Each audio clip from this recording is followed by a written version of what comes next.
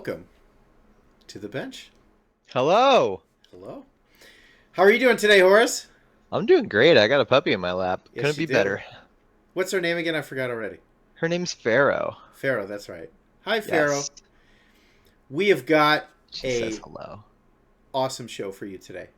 Welcome everybody. Let's talk about upcoming events. Hasn't changed since last week. We've It got has not. this is your thing. This is your thing. I'll shut up. It is my thing. I'm glad that you're acknowledging this. I'm making sure that my stuff lines up with what's on the thing too. The invasion of Miquelon is this weekend on Saturday, September 28th. I can't make it, but I hope that a lot of you go out and welcome them into the Belgarth realm scape by beating the crap out of everyone there. Then Oktoberfest is next week. Starts on October 2nd. There will be many fun times to be had. Many people getting knighted, many people doing trials, which is what we're talking about today. Very on topic. Just want to reiterate our message from the Gilded Tavern. They're from the team that last year brought you the Chimera's Head Tavern. Is proud to announce that they have rebranded as the Gilded Tankard Tavern. They will be returning to Oktoberfest Friday night to bring you new drinks at the free bar, new games to play, popcorn refreshments, and a wondrous auction of fabulous prizes. Please plan to visit us starting at 7 p.m. at the Livery Barn with last call and auction featuring donations from all your favorite vendors and many esteemed members of the community at the stroke of midnight.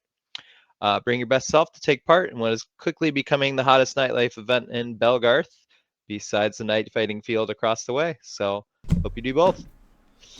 Besides that, 2 weeks after Oktoberfest, War will be held in Indianapolis. War is a fantastic, if not the best, day event in all of Belgarth. It is so much fun. You are two different teams. You fight domination battles in castles, in fields, in forests over who knows what. Gather pumpkins, switch sides, do it again. I'll be there. I I'll think be Tanith there. will be there. I'll be there. It's a blast. Heck yeah. Besides that, Winter War also in the not so far future now is November 6th, or starts November 6th at least. That's, I believe, the only big event of the year besides Oktoberfest so left. I plan on being there at Winter War for the entire thing. Mm-hmm. We'll see how that goes. If I get a big boy job, then I can't. But that's the plan. That's the plan. So Winter War's so fun. Yeah, I've never been, but it's on my bucket list. Like I really Yeah. want to go.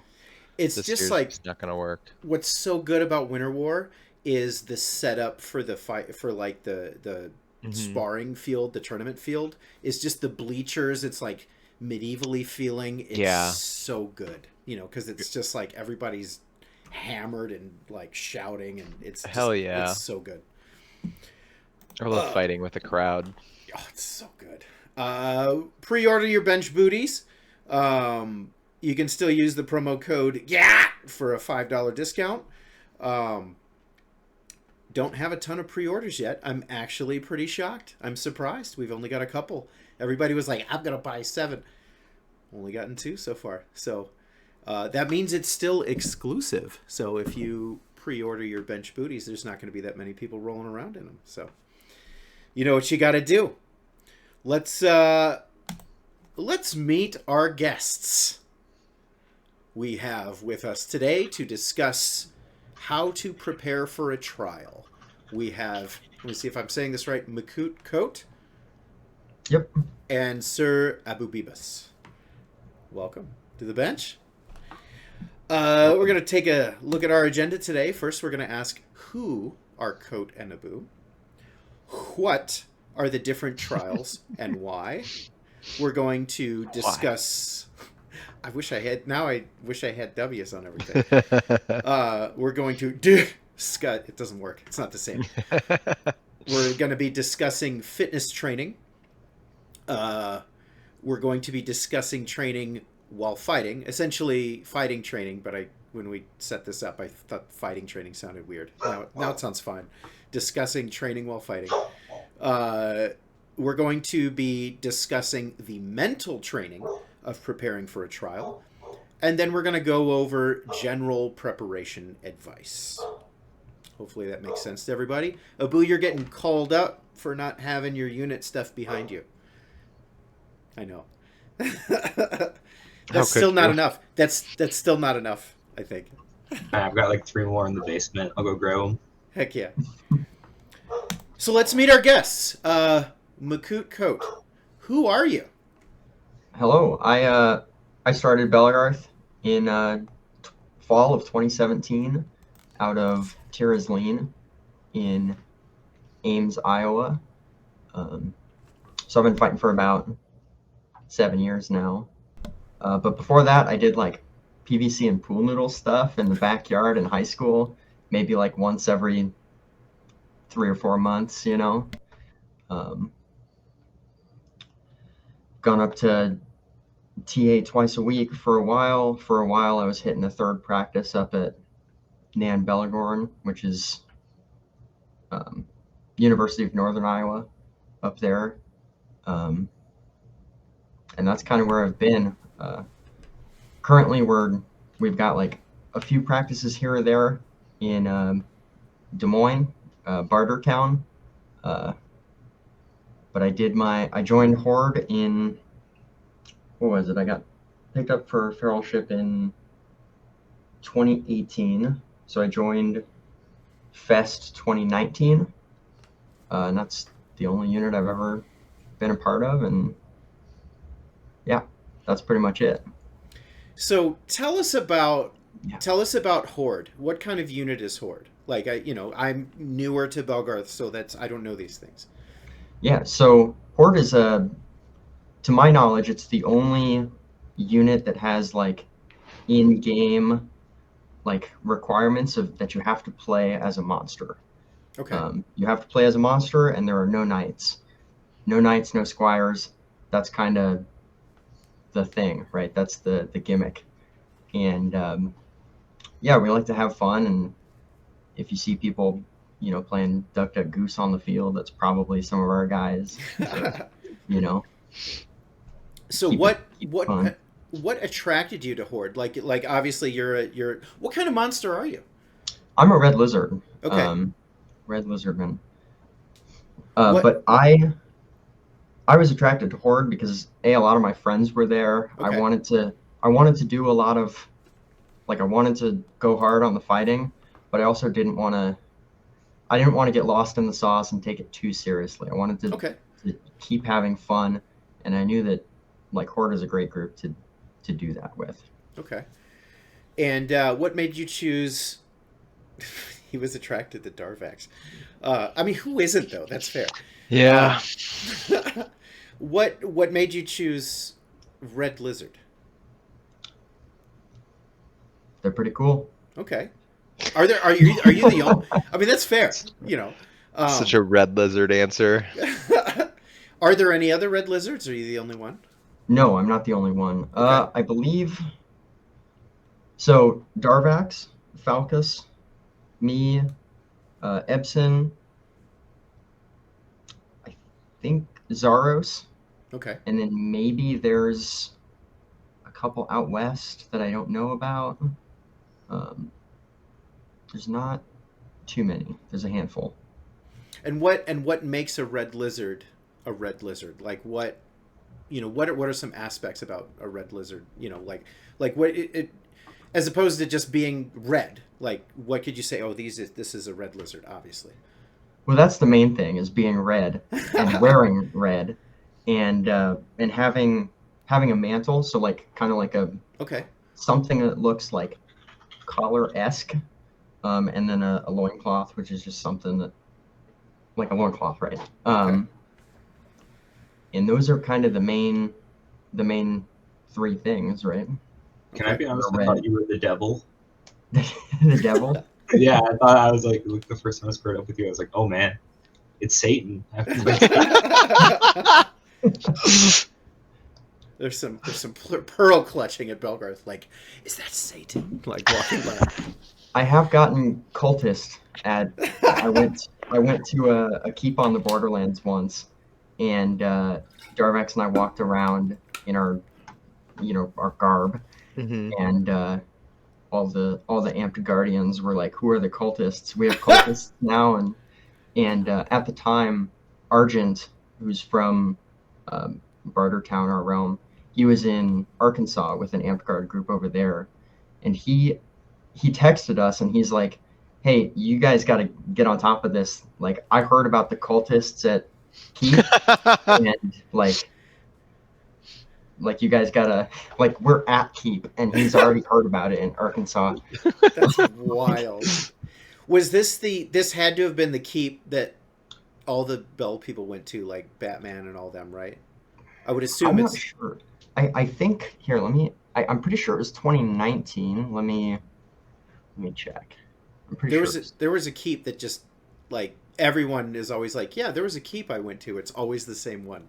Just for some reason, everybody Belgarth just went to this one keep. Yeah, it was Keep 2019. I think that was it. I think that was the one. Yeah. I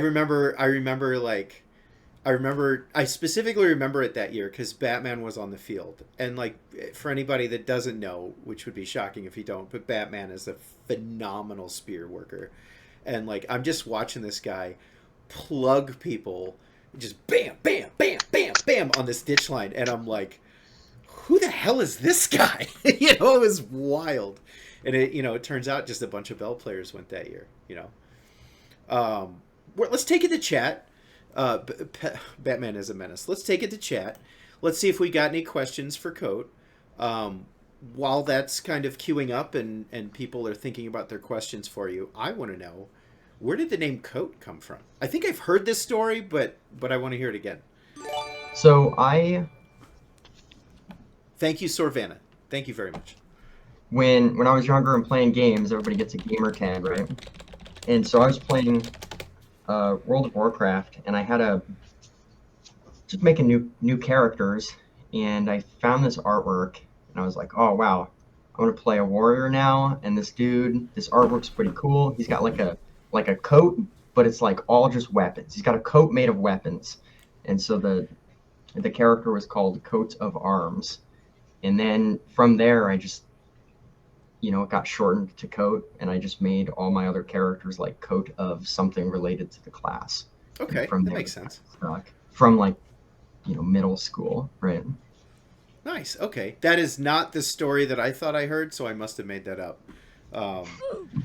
I thought it was something about you wore a coat on your first day, and so everybody was like, "Hey, it's the coat guy," and then I don't know why I thought of that. It's Maybe the I was coat guy. Yeah. And like, there's like a ton of that's how Tato got his name. I'm pretty sure is like he wore armor that had like foil on it, and so they called him a baked potato, and then he just became Tato after That's that. amazing. Pickles asks, "Hey Coat, how many people have held the title of Headhunter?" The total there have been 13 13. total. There are currently not 13, but there are 13 people that have achieved the title. Okay. And and if this is dramatic, I can retract the question, but is that because people have had their Headhunter title removed? So Headhunter is a title within Horde, and since Horde doesn't have knights or squires or anything, we wanted our own like peerage line kind of, right?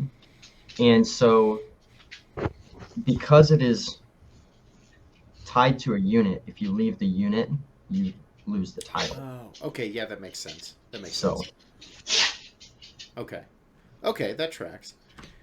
I had another question. What is Headhunter? I'll ask this. What is a Headhunter? So a Headhunter is, again, Horde's like peerage line title, and basically they're selected by the group of, I believe it's 4 or 5 of the people who've held the title the most that are still active, and they choose who will attempt the trials next. And you have two events to complete 8 trials. You have 2 token trials, and then 6 token trials and 2 gauntlets.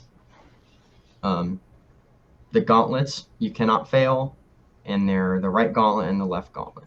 The right gauntlet is more offensive oriented, and the left gauntlet is more defensive oriented. The 6 token trials, you are allowed to fail or skip 1. And they are speed, skill, cunning, battle mind, strength, and brutality. Ooh. And then after you finish all of those 8 trials, you have a crossroads at the end, which is largely ceremonial. It's smaller than the Kadeen crossroads, but that once that happens, all the headhunters who are at the event get to hit you, and then you get the title.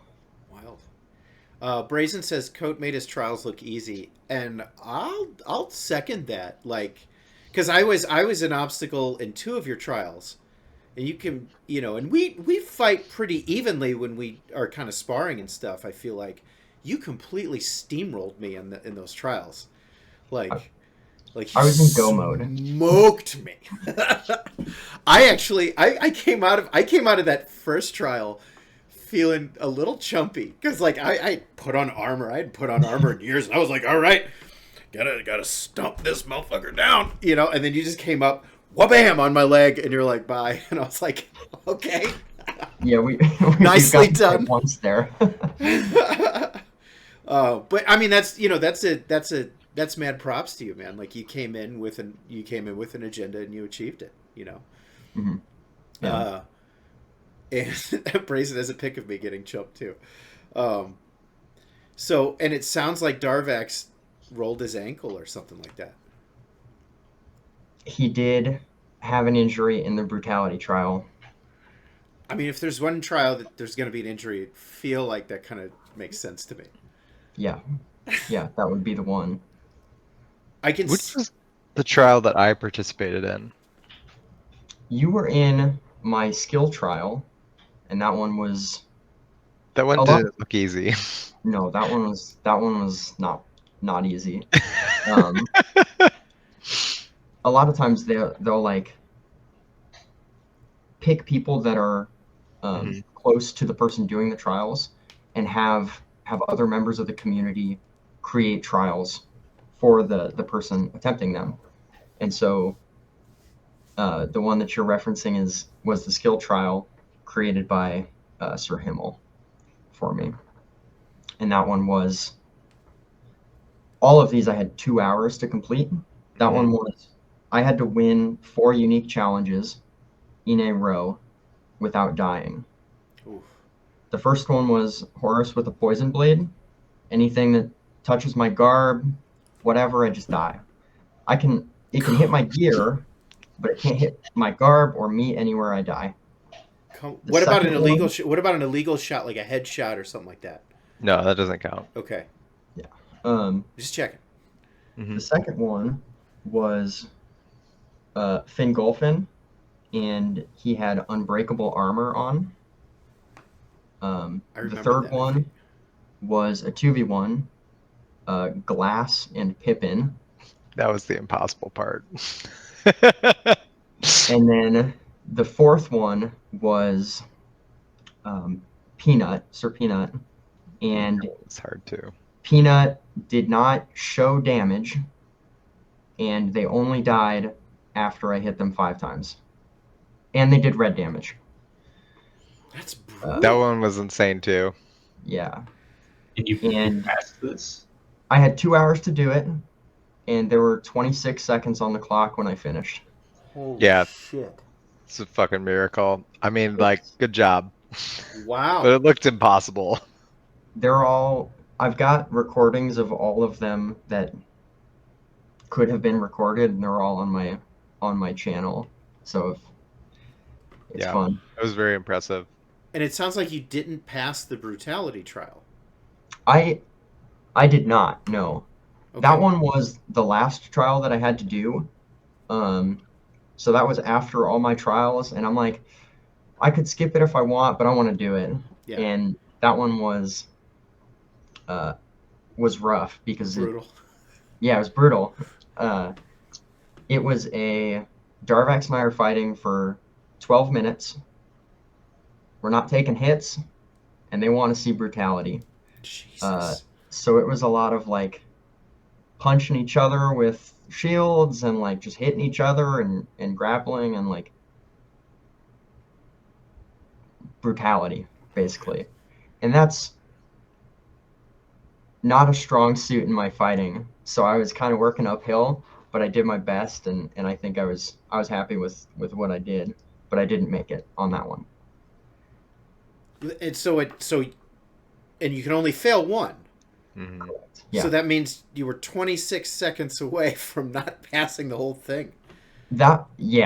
Wild. It actually came down to the last fight. If Glass had killed me in the skill trial that last time, I wouldn't have had time to do all 4 fights again. So that was my last attempt there. Did you have to do these all like in a row, or was this? Yeah. It was over the course of 2 events. Okay. So at Oktoberfest 2023, the first one I did was the speed trial, which was 4 opponents, one-on-one, one at a time, and I had to hit them 4 times within 5 seconds. They did not take damage. I did. So if I like hit them once and they legged me, they could just take 2 steps back, and I can't catch them right. I believe that one took 40 to 45 minutes. After that, I had my left gauntlet.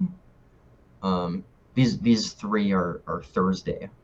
The left gauntlet was done on the fighting field in the rain when everybody left, and that one was I had to protect Darvax.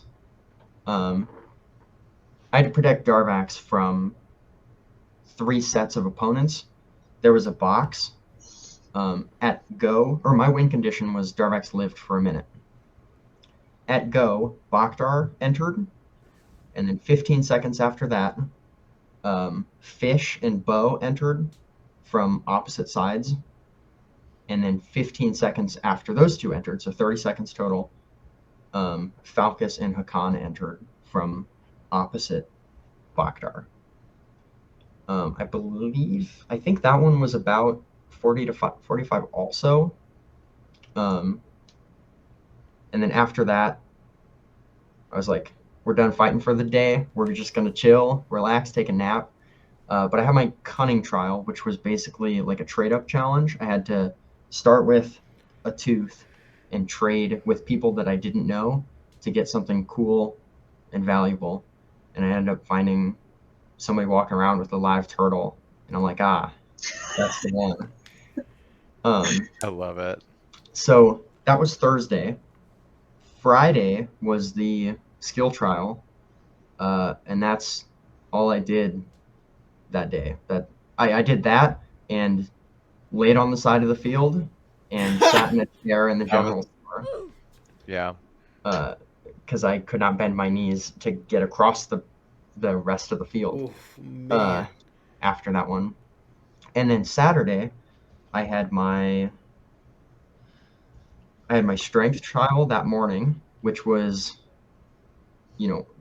especially rough after the last 2 days. But that one was basically a big workout routine, kind of. But they got everyone that they could find to come roast me while I'm doing it.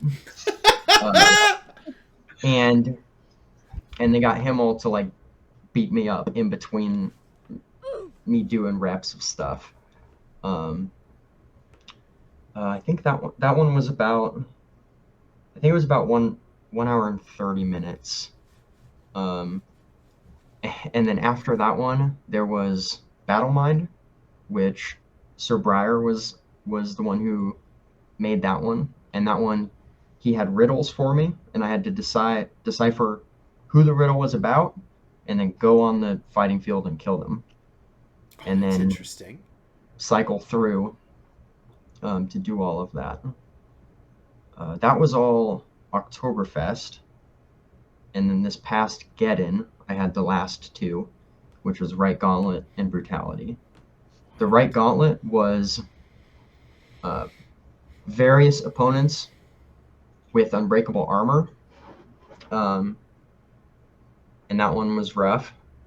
I think I want to say that one was about 50 minutes. Not maybe? all of it was rough, because that's the one that I went down like it was prom. Like that was It, not. it was rough. They were all tough. And then after that, I had the Brutality trial, and those were both on Thursday of Geddon, and then my Crossroads was Friday night. Nice. Super cool. Well, thank you so much for sharing, and appreciate you, and thank you. Who's that? Bane the Rose Knight. Thank you, the Bane the Rose Knight, for subscribing. We're gonna talk to you. Who is Abu? Whoa, Go. me? Well, I think avid bench watchers will have seen episode 4 and know a little bit about my history from P1.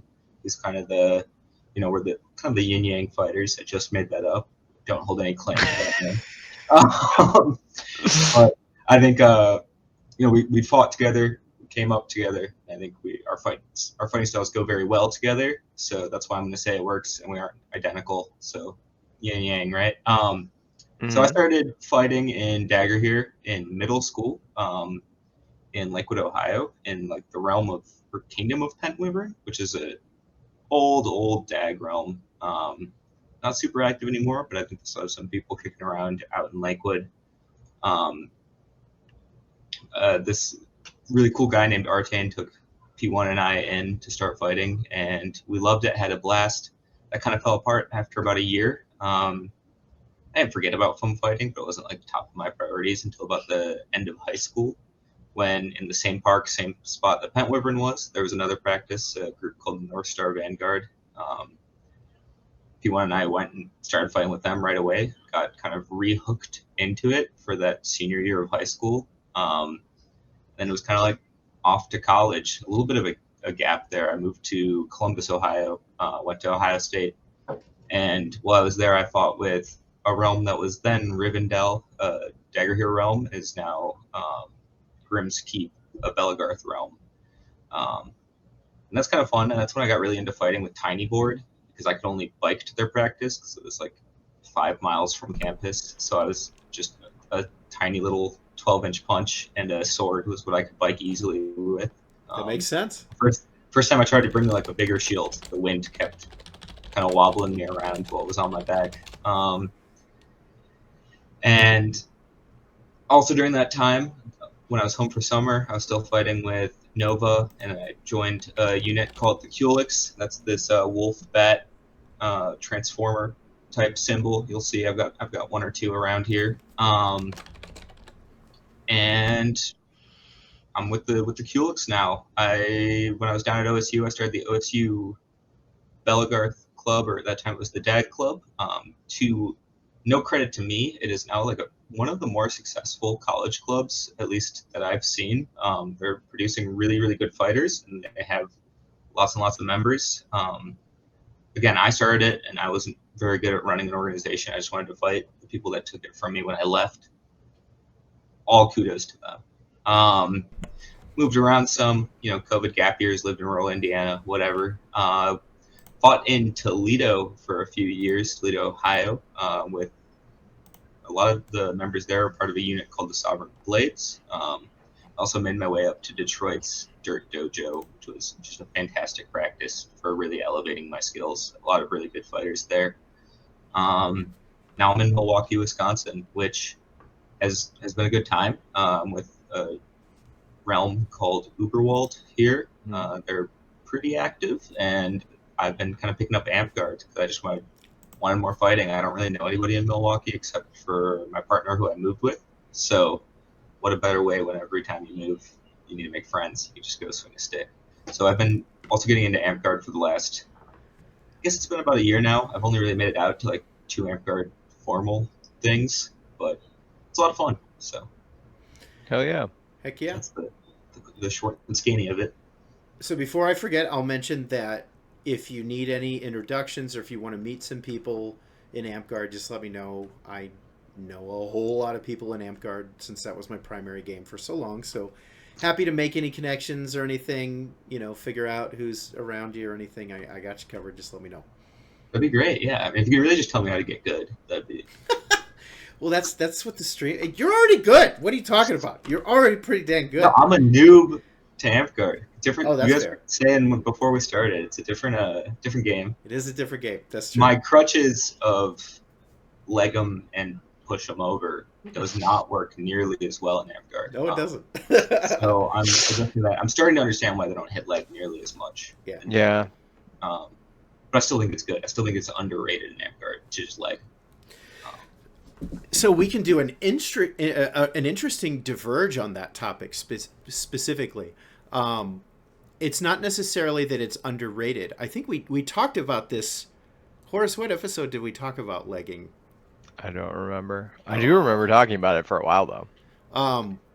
It's almost like it's a cultural thing in a sense, where because Amtgard started in Texas, and because a lot of the Texas fighters don't want to do legs, like they don't find it fun, and so the majority of their practices are leg on death practices. And that kind of disdain for taking legs has just filtered throughout Amtgard fighting culture as a whole, and it's still there. It's still it's still a thing. That's very interesting. I mean, I know that at least up here in Polaris, there's a lot of indoor events on concrete, so it's probably like a little poor form for me to be leg hunting, but I'm gonna do it. Do it. It's muscle memory. I feel like I swing. So Yeah. But yeah. Oh, and I guess that was also the point of this episode. Sorry, going back to before. I was knighted this past Geddon this summer. Had my trial after. I think I was a squire since 2019. I had kind of 3 nights. I started with Sir Luink of the Kulix. Just life stuff. He wasn't able to come out as much, and then I have sort of 2. They aren't step knights, but they are the knights that stepped up. That saw me through the end of it. Sir D and Sir Alec. So yeah, Awesome. Nice. So let's turn it over to chat and see if chat has some questions for you as well. Of course, I'm going to ask Abu Bibas, where did that name come from? Yeah, my story is not as cool as like having an actually pretty usable name from a middle school video game account, right? That's first off, that's rare. I think you got really lucky that your middle school video game login still works as like a nice name. There's 2 of us. That's where mine came from too. That's amazing. I don't know. I feel like I was signing up with like the stupidest names you can imagine. Not that Abu Bibas, it's a great name. It just comes from, there was like a meme going around in maybe 2016 of misspellings of Adidas from like Chinese dropshipping websites. Amazing. Abu Bibas was one of them, and I thought it was funny. It gets shortened to Abu, and depending on if someone meets me knowing my full name or not, is how they pronounce it. If they don't know the full name, it's Abu, like the monkey from Aladdin. I'm more partial to Abu, because it's, I guess, more true to the full name, but also it's father in Arabic. I kind of like that idea of just, I'm a fatherly figure for sure. So. Oh yeah. Daddy. Yeah. Reaver says Abu is low key high key meme lord allegedly. Allegedly. Reaver, you're gonna have to see me in court making those allegations. Is there like a Belgarth? Well, I guess a Belgarth meme page. I guess there's the one that Wacky esoteric. Yeah. The old wacky esoteric memes or whatever. Yeah. Which is the biggest one. Yeah. Yeah. I didn't know if There's there's like also- a group that everybody goes and dumps memes into or something. There's the Amtgard one. Offers and Blasphemy, I Yeah. think it's called. I'm not super familiar with that one. And then there's like a Dank California Bell memes, Oh yeah, that I one. want to say. Dank. Um, I'm going I there don't know right if now. that one's that one is active. Oh. Maybe No. it is. I just don't remember. You know what? I think I'm in that one. I think you're right. It's not active anymore. Mhm. Boffers and Blasphemy is kind of dead too, unfortunately. I was king of Boffers and Blasphemy for a year. Like legit king. I was like, I'm the king of memes. Like I was legitimately nominated as the king As of the king? Boffers and Blasphemy. And it was, I think Were it you was, coronated? I was. And it was Oh called yeah. Boffers and Tanith Game for like over a year. And Wild. I passed the crown off to somebody. I'd make decrees and I'd just say things and I'd be like, and this is true now.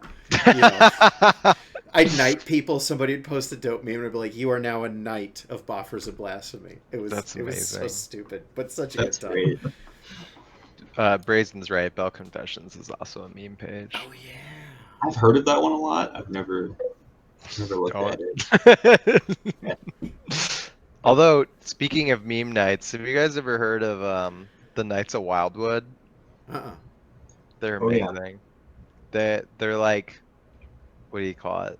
They're all meme nights. And they all have names like Circumference and stuff like that. Like they're all puns. Knights of Wildwood are amazing. That's funny. That's beautiful. There I'm a Knight was of Wildwood. heck yeah. You have to get- Surcoat. Wait. That makes sense. Oh That's my what it is. god, that's so good. Beautiful. So wait, Knights of Wildwood are allowed in Horde? Yeah, because they're just like That's fair. That's fair. Thank you for liking the stream. Appreciate it. Oh, that's on Facebook. I didn't know I get You know the what's Facebook. crazy that I didn't know though for the longest time is that Wildwood is a real realm.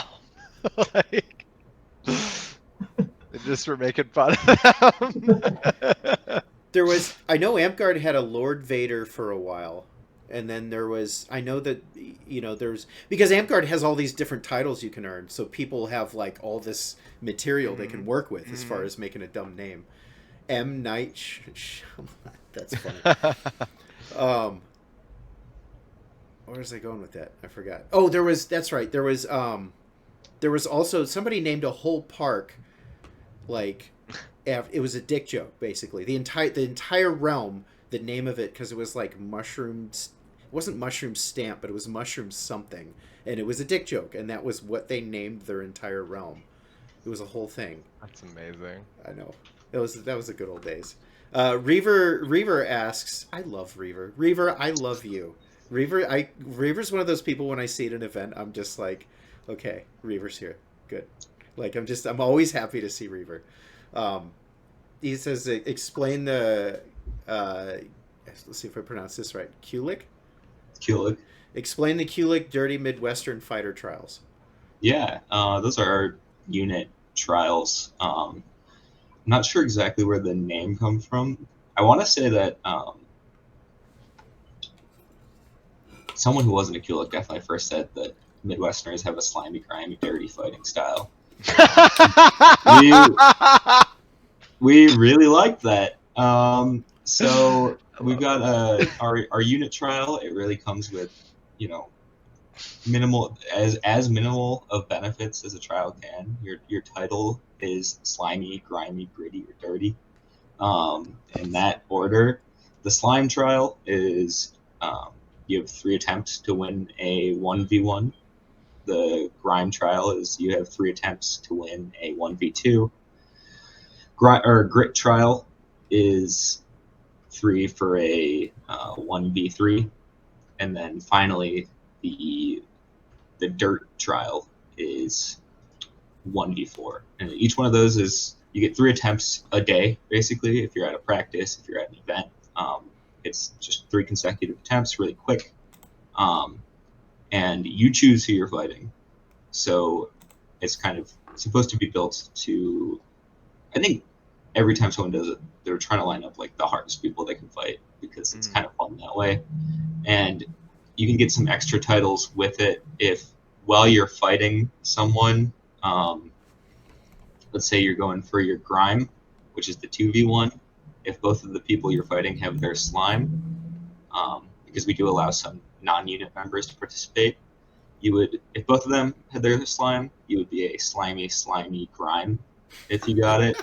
If, you know, one of them had their grit while you're going for your slime trial, you'd be a gritty slime. It's kind of a fun way to bring it all together, but it's kind of in its infancy right now. We've only had it going for like a year or two, and That's amazing. turns out it's kind of hard to remember to do a trial that's only 3 fights. It's less of an endurance trial than I think the average one is, and more of a, hey, can you win a 1v3? You couldn't. You didn't have time to learn it. Sorry. So that's where we're at. I think one of us has actually won the 1v3 so far. So Can you do it multiple times? You can only do it once. you have 3 attempts. Okay, just 3 And it'll be total. the same opponents. So, and I think that's kind of one of okay. the challenges of it is, you know, unless you happen to have the same 3 people at every practice or every event you go to, every single time you're scoring up against 3 different people, and you're not learning how they fight together, how they kind of synchronize, and you're not getting, you know, 5 fights into a fight, you're starting to learn a pattern. Yeah. You just gotta be good enough. Yeah, it's really hard because your first fight, they're just going to charge you. Yeah. You're going to die. Second fight, you're going to think you're starting to learn, and then third fight, they're going to change something. So it's a short window to learn. So, shall we move into our topic? Yeah. Up first, and I might have to watch this on my phone, and I kind of recommend Mekoot, Abu, and Horus maybe also watch it on your phone, because I don't know if we're going to get audio through here. But we have a quick history lesson from the new bench historian, Sir Artemis. So we're going to... Coat's looking at me like, you didn't mention this. You didn't mention this. I forgot to mention this. I asked Artemis, you know about it. I asked Artemis to create to make a video about a brief history of trials and Dagbell and whatnot. And so he went ahead and did that. So here we go. On the subject of trials, trials have been around for a very long time. Trials predate my participation in Dagger here, and later when it split, Belagarth. Are we not getting any audio? Are you getting out audio? Anybody getting audio? And trials, the best trials, the trials that mean something, are designed to test a fighter's attributes in some way that's meaningful to the game. Sometimes it's combat attributes, whether it can be trials of endurance, trials of precision and dexterity, trials of strength and toughness. All of these have structures within trials that reify and reinforce the attributes that a unit or a realm or the people giving the trials are seeking. So an endurance trial, a fighter is going to have to fight on their feet for a very long time. A precision or finesse trial, a fighter is going to have to beat a lot of fighters without losing. A strength trial, a fighter is going to have to use some form of red or bash people around, something like that. And these trials, because Belagarth is an organization that has no rules, these trials are widely varied from unit to unit, to realm, knight to knight, warlord to warlord. For trials to have any meaning, they've got to be taken seriously by those giving them, and they've got to be taken seriously by those taking them, and they've got to reflect some form of attribute that we want in the game. Not all trials are combat-oriented. Many important trials in this game revolve around the administration of realms, the recruiting of fighters, the retention of fighters from season to season, building, crafting, armoring, weapon building. All of these things have their place in trial structures, and so it's useful to remember the breadth and depth that the freedom in Belagarth allows us with trials. That they can really help us build every year the next generation of fighters that are going to keep these games going. And that's what trials are designed to do, is to pass down knowledge and attributes that help keep the game going and help keep the fun going for everyone.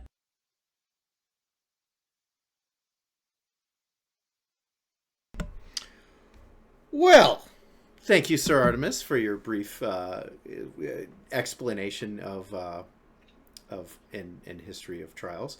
Artemis is. What do you mean? I miss Artemis. He was always such a cool. He's still a cool guy. He comes to events. He still plays.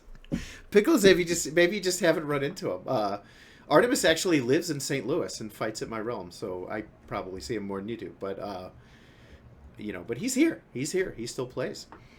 Oh yeah. Hooking He's it back. awesome. He's an awesome guy. Awesome. Hooking it back to our agenda, we're going to say what are the different trials and why. Coat, we added NY to our agenda here, just so you know. And we're going to start with you, Coat. What are the different types of trials, and why do we have them? So when I was kind of thinking about stuff, I kind of broke. I've got like categories, right? There are like endurance trials that are meant to see like if you can still be fighting after however long. There are like field trials where you have to do different stuff on the field. Often it's for the whole day. There's like trials where it's one versus many, where you have to fight a ton of different people or multiple people. And there's trials that have like special rules, right? Where like, you can't hit their arm or you can't hit them, whatever, right? And I think all of these different things you should train differently to accommodate what you're looking to achieve. So for like endurance trials, well, you probably train some cardio, right? Train some endurance, and special rules trials. You still need endurance. You still need cardio and stuff. But maybe there's other things that you can work in. So, Abu, we're going to pitch that same idea to you. Different types of trials. Coat mentioned some. How would you approach that question? What are the different types of trials? Yeah, and I'm probably going to stick to talking about combat-focused trials. I think Professor Artemis did a great job of explaining there are other trials, but fighting pod, fighting talk. And I think, the endurance, precision, and finesse, very good way to lay it out. And then also adding field trials in there is a really good way to branch it out. I think those really are the four main kinds of trials that you'll see combat related. And they're going to come from, for the most part, one of two places, either lineage / knighthood, or unit / realm. Again, because I agree, Belgarth has no rules. No, but there isn't this strong structure like some other Boffer sports have for trials. So they're sort of a thing that come out of a social setting, and they need to have a benchmark of seriousness from the people participating, as well as, I think, largely there's a kind of a social element of having seriousness and respect from your peers within the game, right? You've made yourself a big enough member of the game that when you say you're doing a trial, people take it seriously. They're not like, who's this chump? It's kind of the unspoken piece of trials, I think. And then why, I guess, is the other half of this question, right? And the reason why is, again, twofold.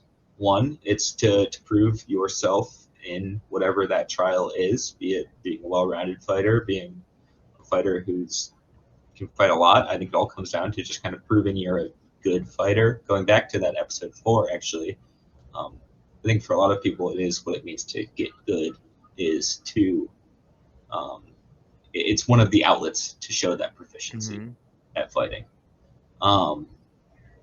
The other reasons to do trials, and this is for me the biggest reason to do trials outside of like a lineage setting, is Belgarth is a really nice rule set to create experiences from.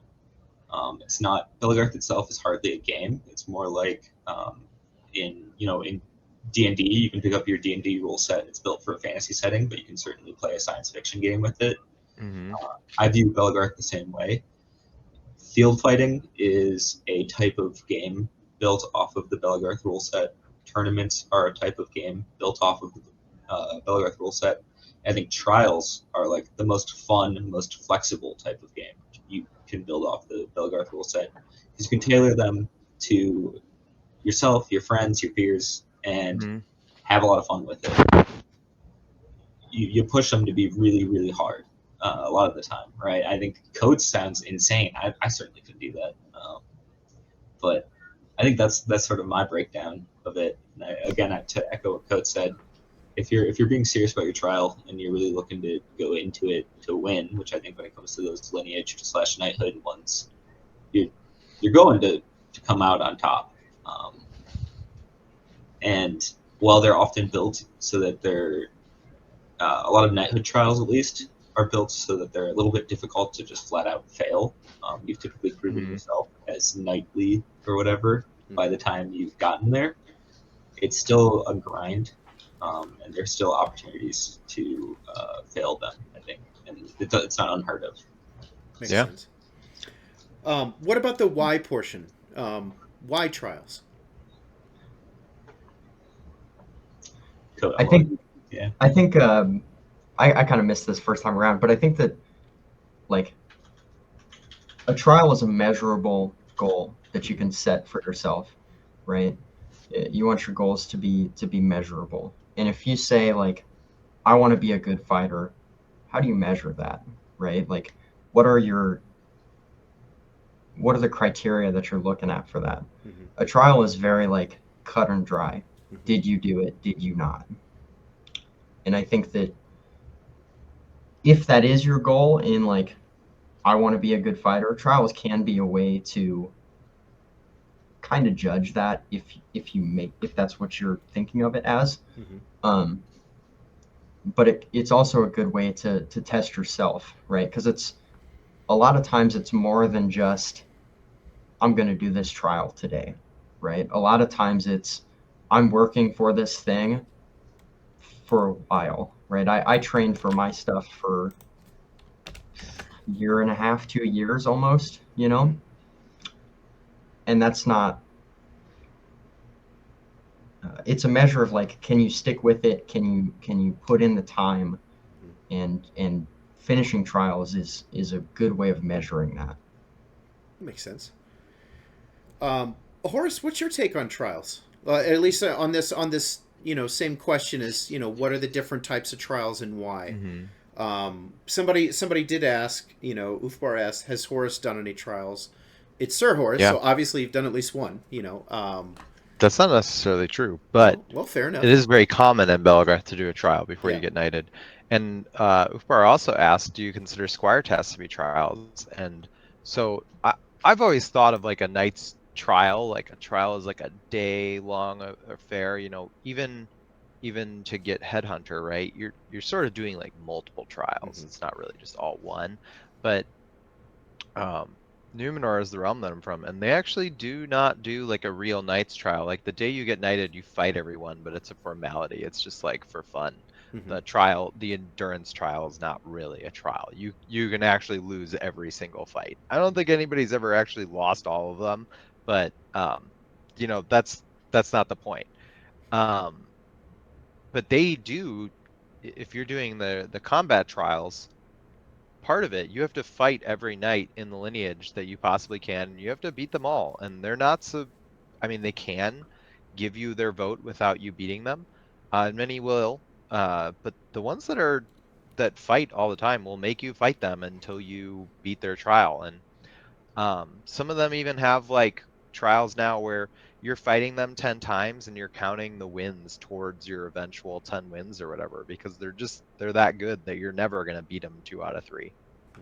That's just an unrealistic goal to set for people. So I think a trial really it can be a lot of things. When I think of one, it is something that's like a day-long affair or something that you can do in one day.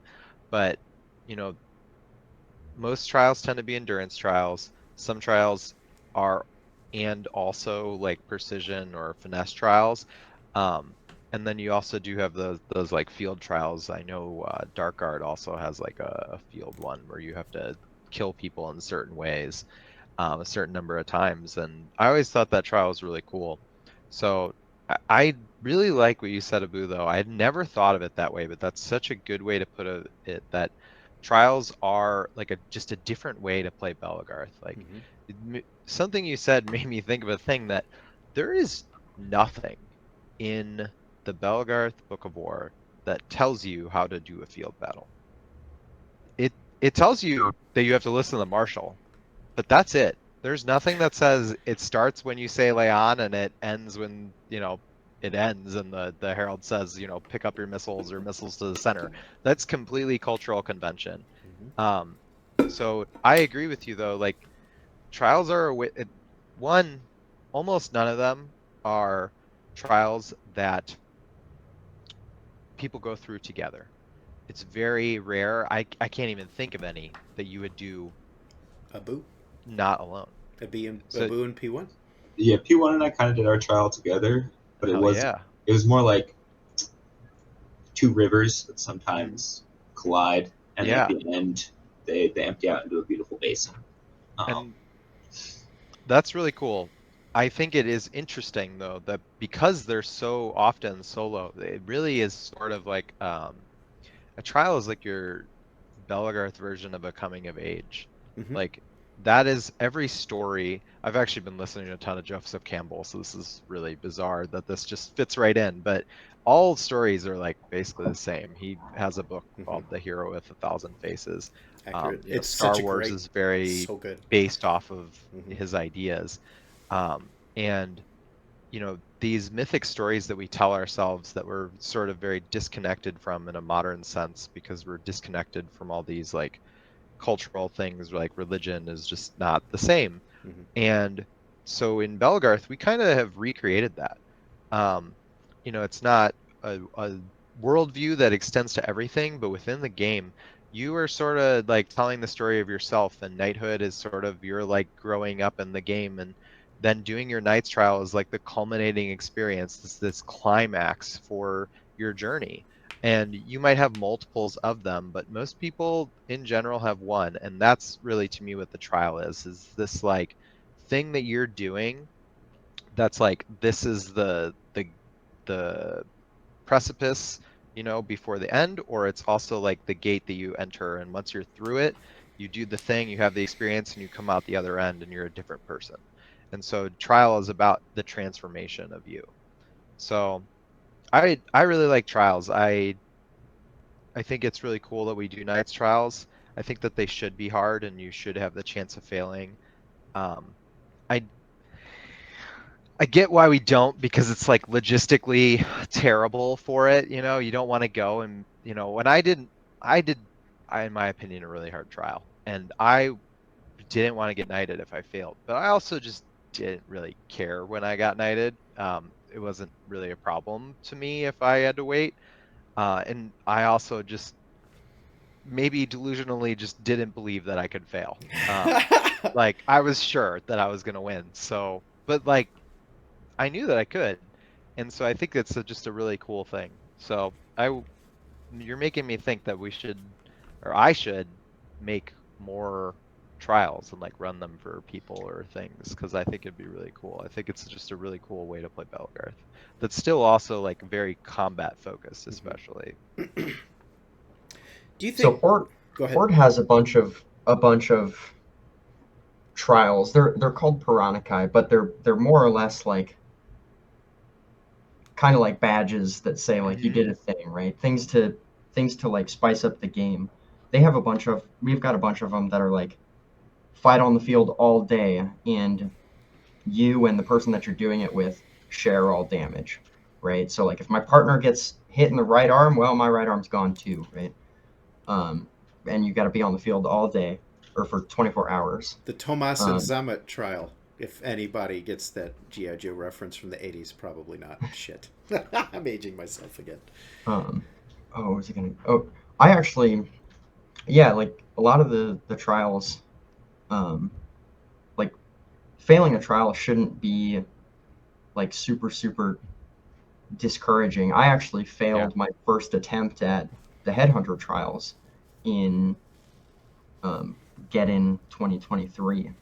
I finished the speed trial, which was the same, but but I did that one first run in like 3 minutes, and then I did a different left gauntlet, and I timed out on that one. You know, but it's not the end, right? You just get up and keep going. So Whoosh said much earlier that Mhm. I feel like the endurance trials can be a little bit dangerous at hotter events. And I'd like to add that this is why one of the reasons that I dropped my quest for Blade Master is just in my advancing age and my heat sensitivity. I watched that trial and I'm like, I will die if I do this. Like, because I'm not giving up. I'll tell you that much. I'm not going to give up. So I will instead just die. And so I decided I don't want to die. So, Yeah. you know, what are your thoughts on that? Not on me dying, that, on the danger. Yeah. I saw somebody said trial, don't haze, and Mhm. I just really think that if you're gonna build a trial, like it shouldn't be to just haze the other person. Like I've watched a bunch of Hellhammer barrels and some of the stuff that they're, that's their thing. I'm not. This is just my feeling, but I'm not like game for getting punched in the face and shit Mhm. up for fun. Like that's not to me my kind of game. Um, and like it's kind of cool that it exists, if people want to be that, like, do that kind of stuff. But I, to me, like it being hot, like if you're not preparing for that, it's not like you don't know that your trial is on Armageddon that's going to be 100 degrees outside. Mhm. So one, don't try to kill the person by making them fight for 5 hours straight at Armageddon when it's 100 degrees outside. I knew that my trial that was super long. I didn't necessarily want it to be that long, but it was super long, was going to be Oktoberfest. I wasn't going to die from heat Yeah. stroke, but I was very ready for it. So like, yeah, be careful when you're fighting, but like that's to me is like you just got to build nuance into that stuff. Don't make a trial that's gonna kill the person because they're fighting for too long in the heat and they're not adapted for it, or make them go to Colorado and fight on a mountain, after they're a Midwesterner, and then make them do that for an hour. They're gonna run out of breath. Like Mhm.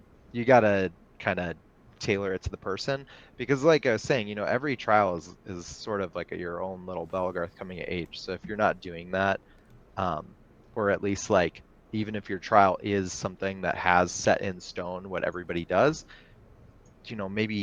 maybe postpone it. Don't have it on the day that it's 110 degrees. Just like it's okay Makes sense. to do it another time. Yeah, may I jump in a little You on may. that? Yeah. Yeah, my trial at Getton was hot. Yeah. I honestly, like, the worst I felt during the whole trial was the first hour, because it's before your body has like cooled down from just being drenched in sweat. Mhm. So you hit that 30-minute mark of straight fighting, and you're like, man, I might throw up. Yeah. But I think I had a very traditional Knight's trial in that it was an endurance trial of you have to beat every single person that challenges you. Mm-hmm. They choose if you match. You have to win some 2v1 sprinkled in there.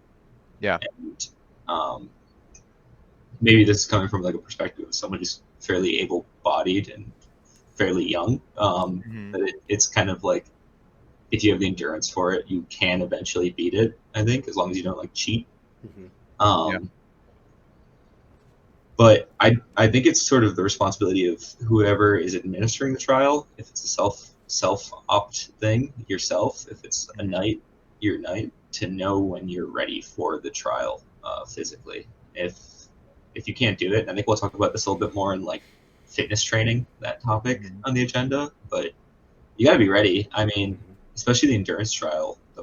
Yeah. A big part of that is just showing that you can go. I mean, until your body is fully out of energy, that you can fight well and fight as close to your best as possible. That's a good segue. Our next topic is discussing fitness training. Now, this is specifically training that's not fighting, right? I think this is just, Mhm. outside of like fighting more. Let's talk fitness training. And Code, I'm going to start with you again. I think there's a ton of different stuff that you can do. There's a ton of different workout programs.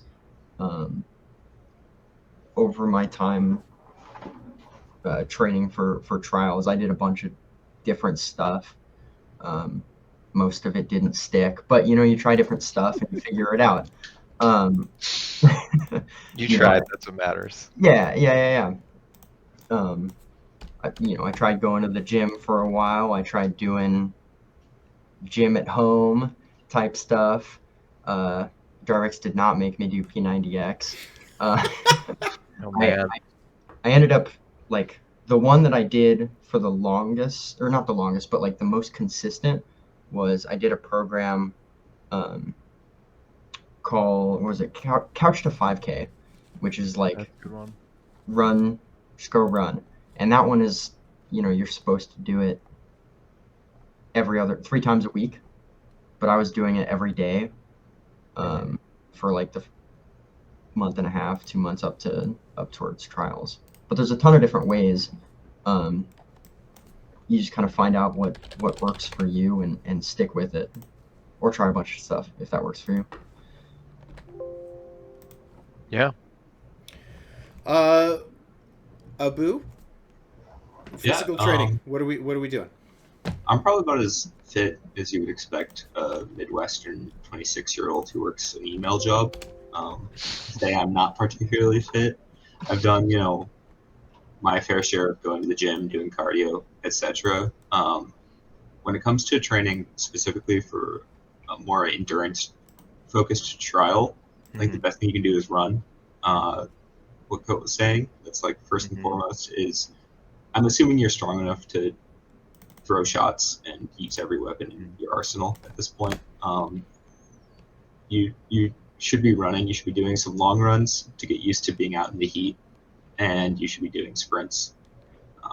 Prior to my trial, I was going to like a local high school's football field and just doing sprints back and forth and up and down the field. Yeah. To get ready for that, because fighting is not a sustained elevation, right? I wear my little heart rate watch. I'm sitting steady at like as low as 60, 70 beats per minute most of the time I'm fighting, right? My heart rate is only elevating for split moments during the fight. So, I don't know. I think sprints are great. Other than that, like my squireship had physical benchmarks to hit. You set physical goals. Start of your squireship, and you keep working towards those physical goals. I think that assists in it, that mentality of just progress.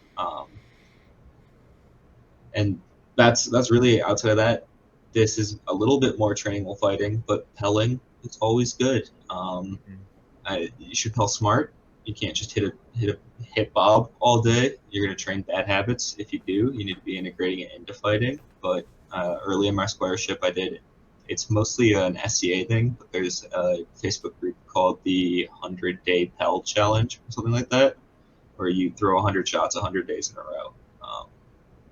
And it sucks, actually. Like, I was outside my sister's apartment on Thanksgiving hitting a telephone pole with a stick because I didn't have a pel or a sword to do it with. But that got me physically really quickly up to where I need to be to never feel tired while holding a sword. So we've got pelling, we've got cardio. We talked about going to the gym, which kind of is more strength resistance training. Yeah. Horus, take it away. Give me some bullet points. I think that you should do all of these things. Okay. Not famously, I've never pelled. Me neither. I don't think it's a bad thing to do. I've never built a pel, and I already swing my arms too much, going to too much practice, so I don't want to keep doing it. But before my trial and even now, I just am always trying to be at my best. I really think you need to do cardio. You need to get your heart rate up. I really do like sprinting, but you should do that separately. Not that it's not cardio, but steady state is good. If you're going to do an endurance trial, especially, your heart rate's going to be elevated for a long time. When I made the funny face, it's that your heart rate went down to 60. I was wondering about that. That's not like a big practice where you're fielding, right? Yeah. You're just staying back. When you end up Totally. When you end up Oops. doing a lot of endurance trials, you basically end up sparring all day. And so your heart rate's not going to come back down very fast, and it's going to stay up. And especially as you're fighting, like it's pretty much going to stay up. And then it does, you can take breaks. Obviously, nobody's forcing you to just like keep fighting most of the time.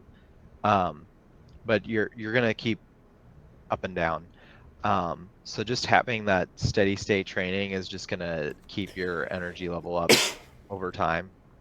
You're going to be able to last longer with good form, and all the people you're going to fight pretty much are going to be fresh. So you don't really want to be tiring out and losing because of that. So if you're doing an endurance trial and you're not doing any cardio, you're a crazy person, unless you already have really great heart health and like you can already sustain that activity for a long period of time. Thank you, Atrax then, and Artemis, for following.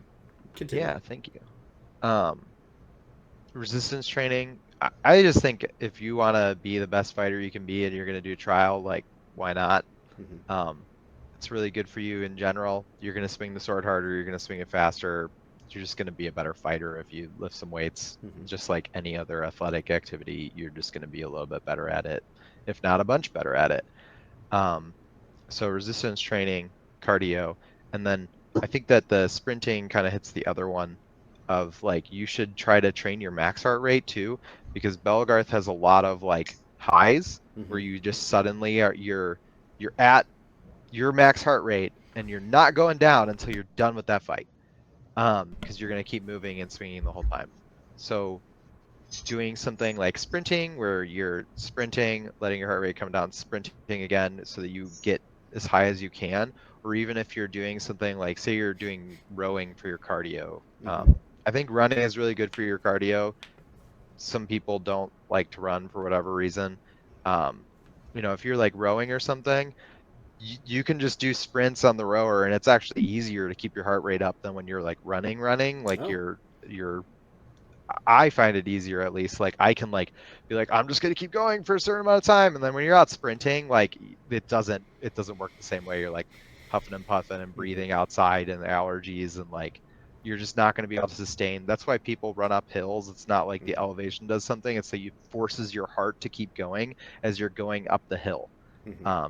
So because the hill itself makes it more difficult. So I every day sprint with my dog. Up a hill and then in a bunch of other places to like do that as well.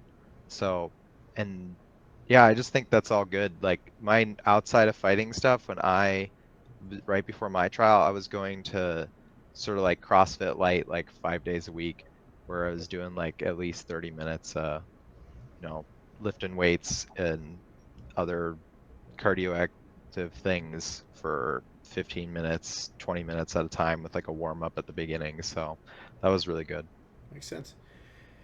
So I can weigh in a little bit. I've never done a trial, but warlording is kind of a trial, and I certainly prepped for it in a similar way that one might do it.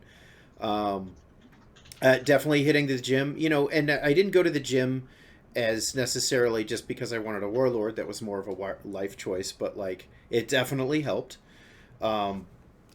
I think in addition to the things you guys mentioned, well, let me just add in the cardio thing I started doing was at the gym they have the cart. At least at my gym they have this cart where you can stack weights on it and push it. It's like a football thing, and then they have a sled that doesn't have any wheels, so it's a little harder. And you want to talk about something that'll absolutely just completely blow you out instantly is you stack enough of those 45 plates on that cart and try to push that back and forth across the gym. It is just like you finish and you're like, I'm dead. It's so I highly recommend that. I think also getting your sleep schedule under control. Oh yeah. And I'm a big fan of doing that. Get your shit together. I'm a big fan of having a consistent good sleep schedule anyway, but if that's not something you do, I think you should probably do that, and just get consistent wake up times, consistent bed times, having that same level of energy throughout the day, not having a day where you didn't sleep the night before your trial, so you're exhausted. I think that's a good plan. Same thing with diet.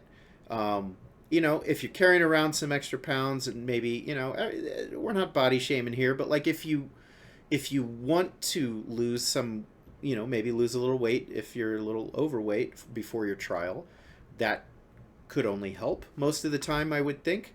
So like, things like you're carrying around less weight when you're doing your endurance trial. Simple math. That's going to increase your endurance. And I say this not from a position of privilege, but like I used to weigh over 300 pounds and now I don't. And, those are two very different life experiences. So like, sounds like Coat's eating candy all day or something. That's what, but It's one of the food groups. but legitimately, like, also like, eating spicy food and, eating a bunch of, fatty food and stuff like that can cause things like GERD and, which is, I suffer from GERD. So, I can also co-sign on that. It really sucks. And getting things like that under control through better diet practices is going to help you in your trial as well. Ufbar says, I think Tanith is wrong here. The best way to warlord is to be a whack hobo and neglect your health in order to hit up more practices. You can hit up practices without neglecting your health. That's the thing. Makes it easier. And we'll get to practicing in a little bit, but I think those are also kind of two fitness areas in a sense that you can focus on as like, and Coat, Abu, you guys are a little younger, so things like sleep and food are not as important to you necessarily as us ancient folk, but you start to feel just wait. Everybody holds out, everyone loses. Eventually you'll be like, shit, I need to really fix this, don't I? I will say, if you haven't changed it, I would not immediately change it before your trial. Right? Like a week before your trial, you're like, I'm going to sleep 10 hours every day. Bad idea. Not going to go great. Another sleep might be the only exception to that, but within reason. Mm-hmm. Abu, what another were you thing I'll gonna say is if you know you have a trial like the next day, you're probably taking it a little bit easier on fighting. Yeah. The night before, you're probably not night fighting until 2 a.m. And the culture of the game means if you're not fighting, you're probably drinking. And you gotta not do that also if you have a trial coming up, or if you have a tournament you want to win coming up. So anything like that. I mean, there are definitely good enough fighters that they can be extremely hungover, whoop me to the ground. But I don't know. It can be hard if you'd like to party to not party, but take that one day to take some time off. You should definitely pre-hydrate. Mm-hmm. Like when I was going to events specifically to do trials, I was drinking like 2 Pedialytes on the drive down, like the day before, and like drinking a ton of water, and it was still super rough, right? Like you always never enough water. So I kind of, Abu, I want to challenge you a little bit perhaps, because my experiences, again, I didn't do a trial, but the tournaments that I did the best in the tournament that I absolutely did the best in was the one that I got the day wrong and I showed up a day early and had to get a hotel that night because the tournament was actually the next day. And they were doing they just so happened to be doing a demo that day at a convention. And I went and fought for like 5 hours. And then the next day woke up and did the tournament and I was like charged. Like my brain was all about fighting in that moment because I just fought for 5 hours the day before. And it actually really helped me out. And what I discovered, at least my truth, is that I'm going to fight my best when I fought the day before. And that's just for me, because I understand the idea of saving your body, not wiping yourself out, not wearing yourself out. But like, for whatever reason, that's the opposite effect happens with me specifically.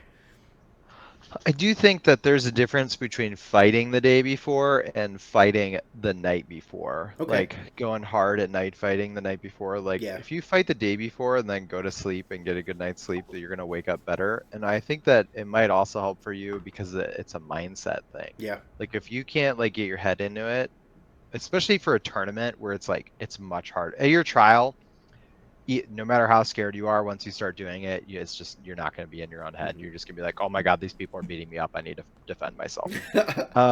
Like you're get in it real quick.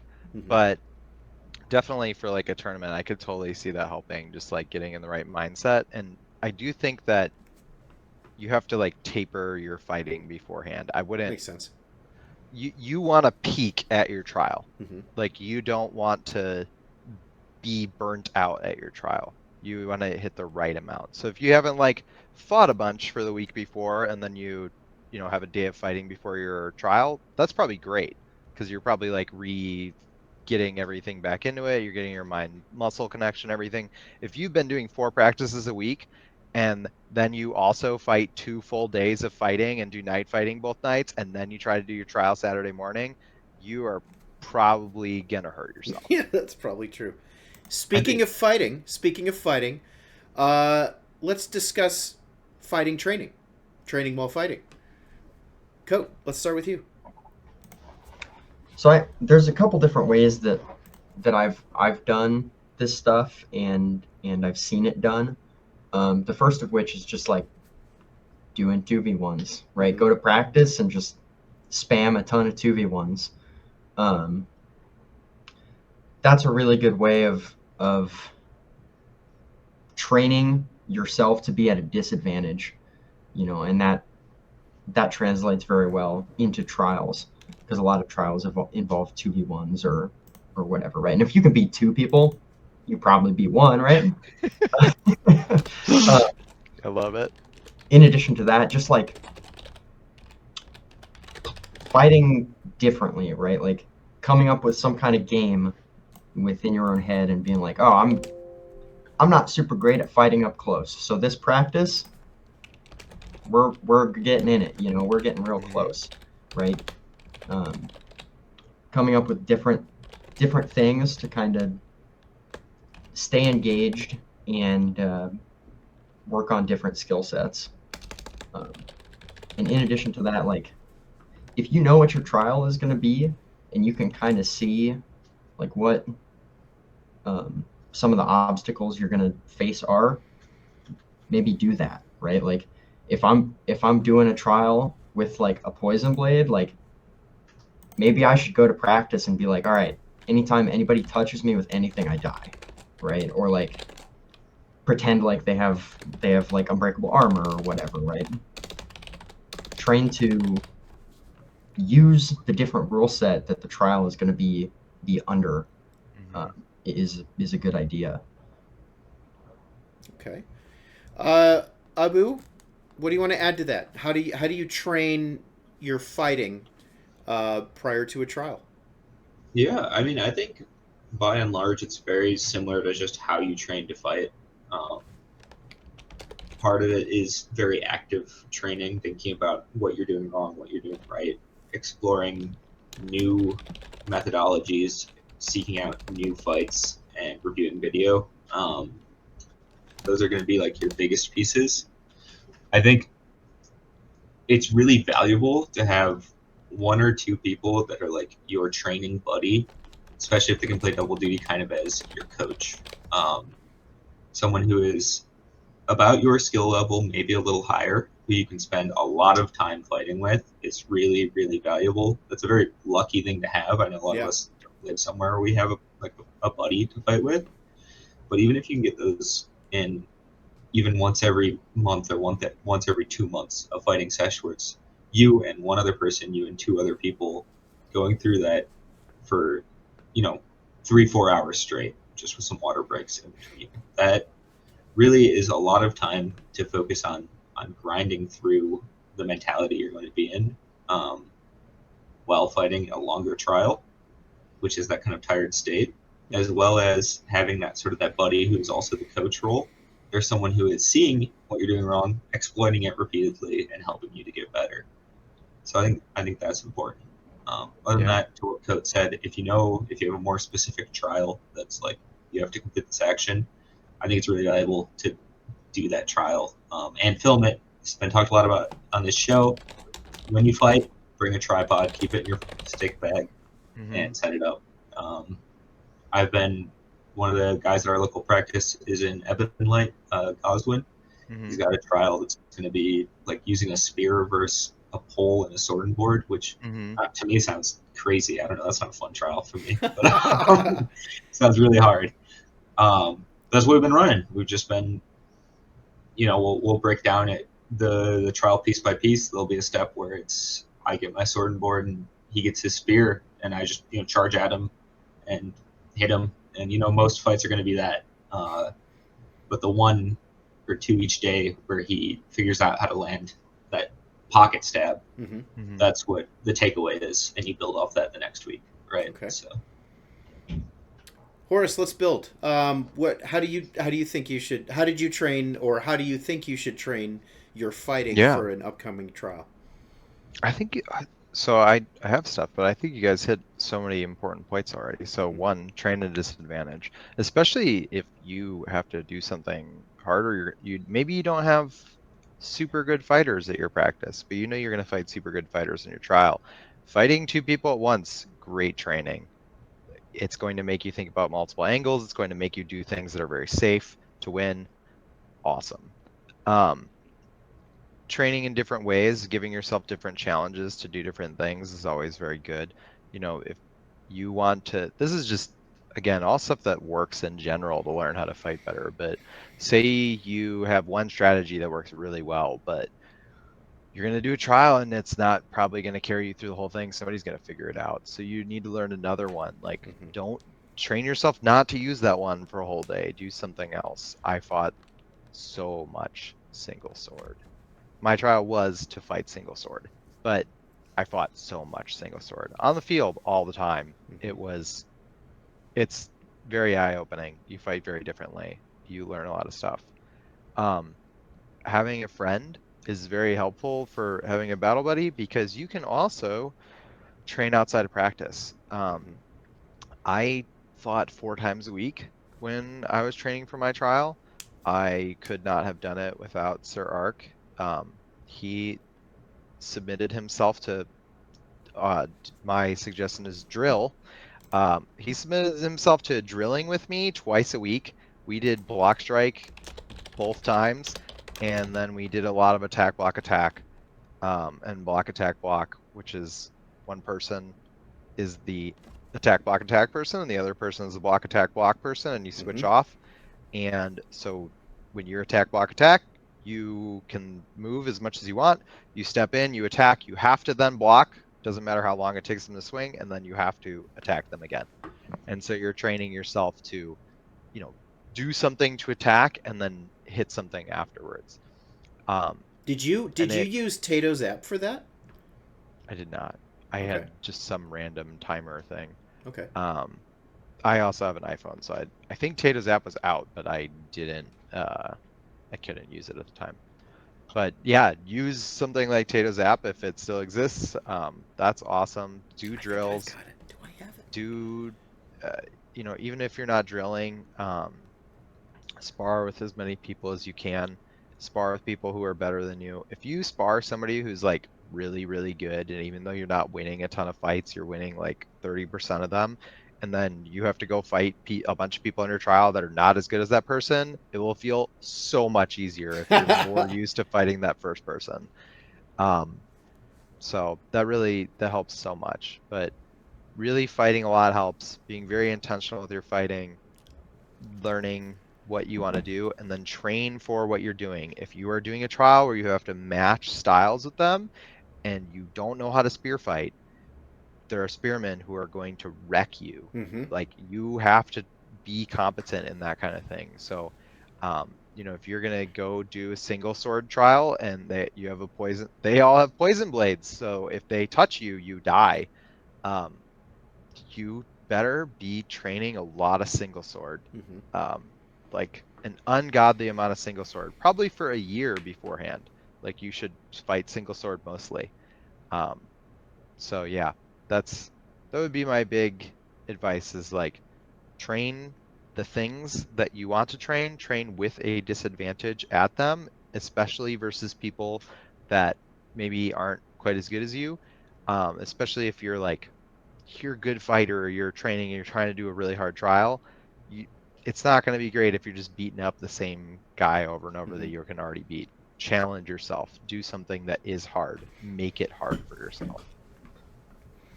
So I again haven't done a trial, but add my piece on that.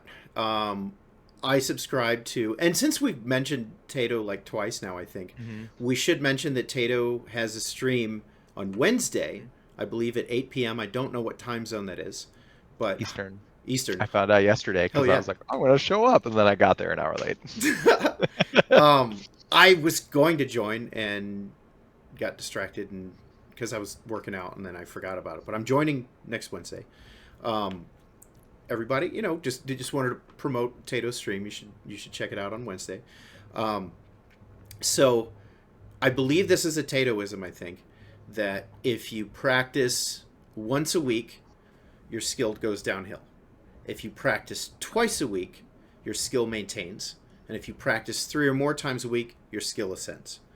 And I that's what I kind of tried to do, is I tried to practice at least 3 times a week. And it makes a difference when you're fighting 3 times a week, because you're also not fighting like Friday, Saturday, Sunday. Usually you're just staying in a fighting mindset that entire time. And it does make a huge difference. Second thing is that, Tato has this app, Waxsend, that I highly recommend you get your hands on. It's kind of a buddy system app. It's great. It basically has a timer, and it'll randomly run you through these lists of drills, and in between the drills, it'll have free spar time, and it'll have breaks for rest. Not a lot of them. But it's so good. It's one of the best ways you can train, because it kind of takes the brain out of it. It keeps it fun. And then the last thing I want to add is to your point about having a battle buddy. How to keep your fighting interesting with your battle buddy so you're actually accomplishing things instead of getting stupid. Because everybody knows, because your battle buddy is usually one of your best friends, right? Like, it's usually somebody you get on with pretty well. And usually somebody that you get on with pretty well. And what ends up happening after like minute 20 or so is you start doing stupid shit. And you start doing like, oh, stab that way, like stuff that's funny, you meme fight, or you stop caring and that kind of stuff. And so I came up with, and this is a bench exclusive, I came up with this game called Swordmaster. And it is so good. It is so good. What you basically do is both of you start full combo. Okay, we're going to fight one-on-one full combo. And whoever wins, they go down to single sword. Whoever loses, they stay full combo. Okay? You fight again. And whoever, if the full combo person wins, reset, everybody's full combo again. Tracking so far? If the single sword person wins, then the loser has to bow and say, Swordmaster. And basically, oh my god, I love this. It's humiliating, right? And then, if the single person wins again, if the single sword person wins again, they have to bow twice and say, you are my Swordmaster. You are my Swordmaster. It's meant to be humiliating. That's kind of the idea, is that this person is beating you with single sword, and you're full combo, and so you're kind of prostrating yourself in front of them. I tell you right now, it's not a good feeling, and it's something that you desperately want to avoid. And 1 hour into practice, you're still fighting as hard as you absolutely can, because you don't want to be bowing to your friend who's obviously rubbing it in. if I know you you're talking about beating people single sword is awesome. but you know, it's like it's awesome, right? And it feels good. And then you get bowed to, you know, and like, you know, So girls good. walking by see your friend bowing to you, and you're like, what's that about? You know?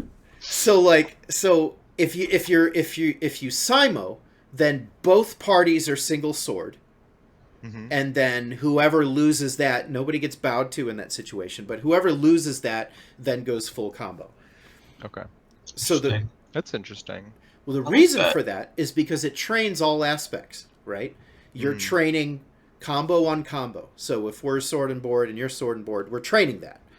It trains fighting against a single sword person. It trains fighting single sword against a full combo person. And then when you inevitably simo, it trains single sword versus single sword.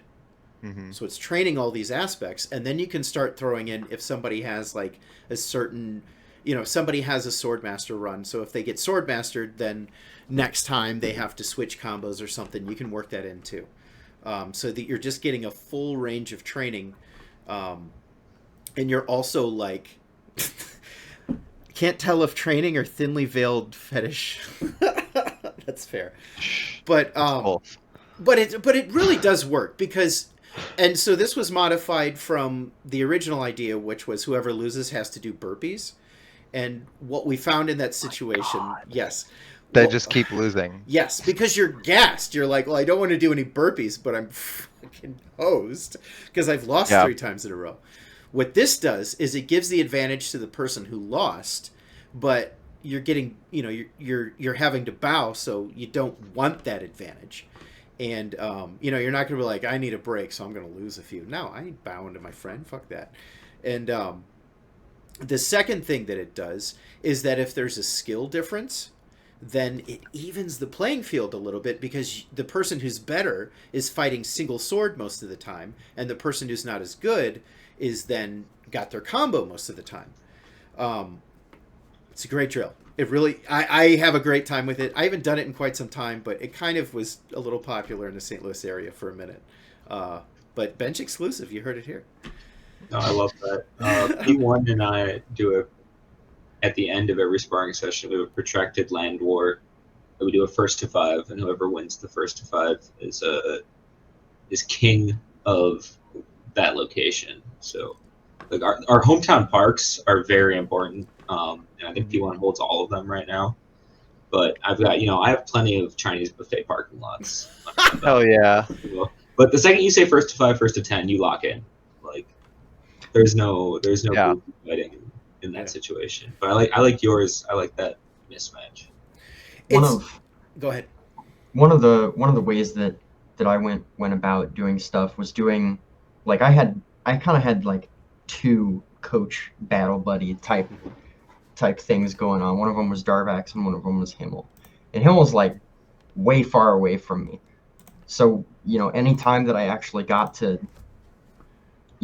see him and the group over there, right? Like we're locked in, right? Like I'm not going to drive 5 hours and then mess around, right? Yeah.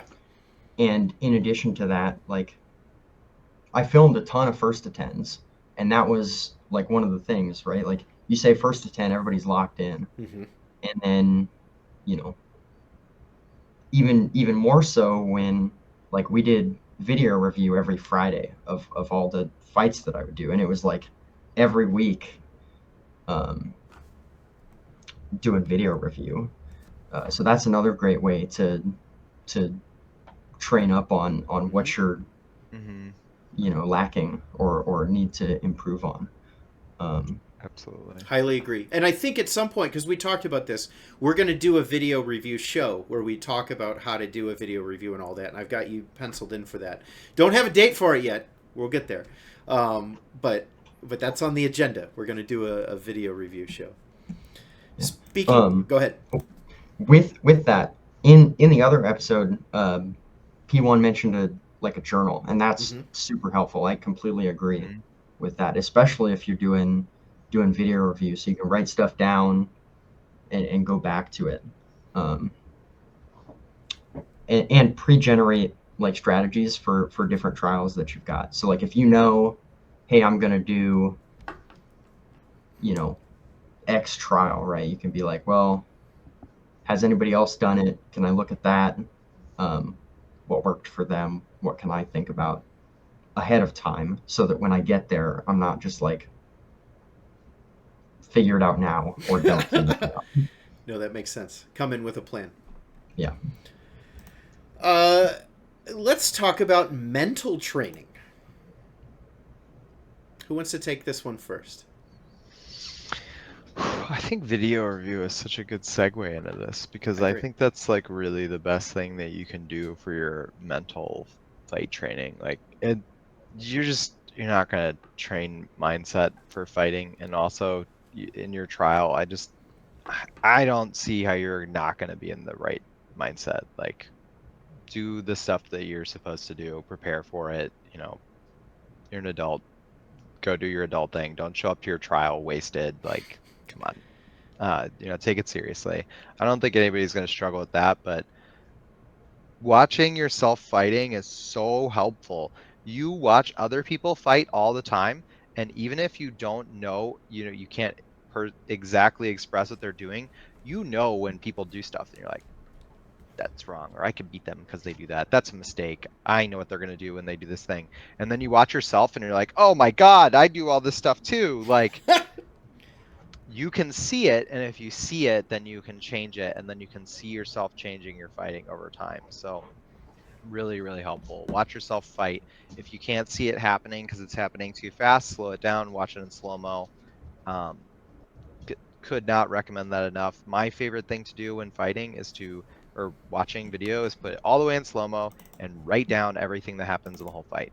If you write down everything that happens in the whole fight, it seems tedious and weird and long, and you're going to do it 10 times, and you're going to notice that you did the same thing 10 times in a row. Mm-hmm. Or that even if you didn't, like, fights are very predictable. Like, almost the same thing happens all the time. And then as you do that and you keep watching video and doing it, you will not do that. Mm-hmm. You'll start to vary up what your approach is. You won't die to the same things over and over. Maybe you still don't win, but you will get better.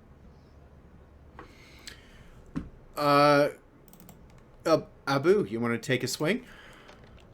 Yeah, I mean, I'm gonna echo video again, and I'm also gonna beg everyone who does start taking video or has been taking video, upload it to YouTube. Put Belgarth in the description so it can be found. Let me watch you fight, because that's also how I'm going to learn how to fight more, is watching other people fight. Take those videos, send them to, there's some great people doing video review. You can send them their video, they'll hop on Discord and critique the heck out of you, and let someone else do it is also really valuable. But trying to go beyond that when it comes to mental training in general is, I think it's the best mental training you can do is fighting a lot and focusing on always fighting your best while you're fighting a lot. Mm-hmm. It's easy to get goofy. It's easy to fight down. I think Tanith just laid out a fantastic explanation of how not to get goofy while you fight. But I think it's all good. I think you can also read some books. It's good to read. That was another part of my Esquire's requirements, and the list is long of good books out there, but the fastest read that you can pick up right now and start getting some mental mindset training is the most basic thing I can say. It's Art of War. Super cheesy, super corny, but every piece of advice in the Art of War is applicable to foam fighting. Brazen also mentioned mental training. Reading Hegel. I don't know what that is. Reading Hegel? Yeah, okay. I mean, if you can read Hegel, like anything you do in the dialectics of the combat. You're good. Reading Hema manuscripts is also. I don't know if that's a good idea or a troll. So I struggle with that because the head's not a target. Yeah, that makes sense. But I do think that just also read fantasy novels, especially right before you're getting knighted. You're going to be in such the right mindset. You're going to be so hype to read this novel where you like go through the thing and then they do the climax and the big fight, you're gonna be in the zone. I finished reading Wheel of Time right before I got knighted. It was 10 out of 10, best thing that I could have done. I had no idea that that was gonna happen with that timing. Yeah, Interesting. I never even considered that. There's been a couple of video game suggestions too. For video game suggestions for like things you can do mentally, like Binding of Isaac, League of Legends. What was the other one? Good. Dark Souls. That'd probably be good too. I think Dark Souls is recommended for me by P1 just because so much of fighting is pattern recognition. Mhm. Yeah. So anything where you're training, I'm sure playing chess could somehow help your fighting. Anything where you're using your mind critically is going to ultimately help your fighting. Absolutely. Armored Rose, I think, is another good suggestion for reading that. Oxrogue Bindi. I can't. Sorry, too much. Too many X's. That person suggested reading Armored Rose, which I believe is a SCA. I don't know if it's a story or it's an SCA collection of something written. It's something written. I don't know what it is. But it's on my bookshelf. It's a focus on like non-men's. Yeah, fighters. non-men's fighting, which I think would be a great thing to read. And I think you should especially read that if you are training or squiring. Yeah. If you are a cis man training or squiring someone who is not. Not all the insight I think is applicable, but a lot of it is. Yeah. Flower of Battle, I think, is another one. Coat. I think a lot of everything that people have said is super good. Video review, right? Like just watching fights. Like I would watch just fights, like just two people fighting, right? Like you don't have to always take something away from it. You should try to, but you don't always have to. Just being in the headspace of like thinking about fighting is very good, and it doesn't like strain your body, like going to like 7 practices a week, right? Like taking time off is good to heal, and staying in the mindset is very important to staying sharp. On that note, I used to do this one thing, and I just interrupted real quick. I used to do something when I was on my way to tournaments. I would play YouTube videos of events and just listen to the audio and that popcorn of like pop, pop, pop, pop, pop, pop. I would just play that, and just that would put me in this like, oh yeah, events, and put me in that mindset of like I'm getting ready to go to an event. Because mindset, as you mentioned, is super, super important, I think. Continue. Yeah, I used to watch, like, I take the whole day off the day I'm driving, and so like depending on where it is, I used to watch like 4 or 5 hours of like just people fighting on YouTube, so I could be like hype for the event or like whatever. But yeah, just doing anything that thinks about fighting, right? Like sometimes when I'm driving, I'm like, what if I do this shot? This shot would be cool, right? Like, come up with something, right? Thinking about it often is good. Think about fighting often. I'm going to throw in something. So my journey to Warlord was fraught with mental health challenges, because I have a lot of anxiety, a whole lot of anxiety, and I know a lot of people suffer from anxiety, but I'm one of them. And specifically, for a long time, I struggled with fighting anxiety. That was something that held me back a lot. When I first started playing for the first 15, 20 years or so, and then it really took some time to like conquer that, and took a lot of work and effort. But that translated then into tournament anxiety. That fighting anxiety would come back, and a couple things that I practiced was I got used to losing. I got used to being in situations where I would lose. And that's, when you're going for tournament wins, of course, that's easy because you're not going to win every tournament. But I think putting yourself in situations where you're losing, you're getting your ass handed to you, and just kind of accepting that, learning how to accept it, learning how to be okay with it, learning how to, like, check the ego at the door and just be like, I lose all the time. And being comfortable with that means that when you're in situations like your trial, you're not thinking like, I have to. Because I feel like in those situations, a lot of times when you tell yourself, I have to win this one, I have to, there's so much pressure you put on yourself that then you're not going to. It becomes a self-fulfilling prophecy as soon as something goes poorly. And you have to be in that mindset, not that I'm going to lose, but that mindset of I am comfortable losing. And I think there's a huge difference there. I'm going to lose, terrible mindset to have. I'm comfortable losing is good, because then there's not this pressure on every fight you have that you have to win it, and then go ahead. I think another thing that helps with that is, like, if you're in the moment and you're getting stuck in your head about it, right? Or even beforehand, right? Like if somebody's giving you a trial, probably somebody you know and probably somebody that you're friends with. Trust your friends to not, kill you at your trial, right? Like we were talking about with the heat, right? Your friends aren't going to give you trials that they know you're going to fail, right? Your friends probably know you pretty well, and they're going to give you something that is going to challenge you, but you can overcome, right? It's you got to trust the people giving you the trial and trust yourself to pull through with that. Makes sense. And then, so that actually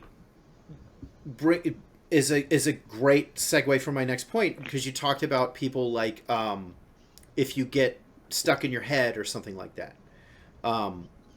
find a way in advance. Find a way of pulling yourself out of a spiral.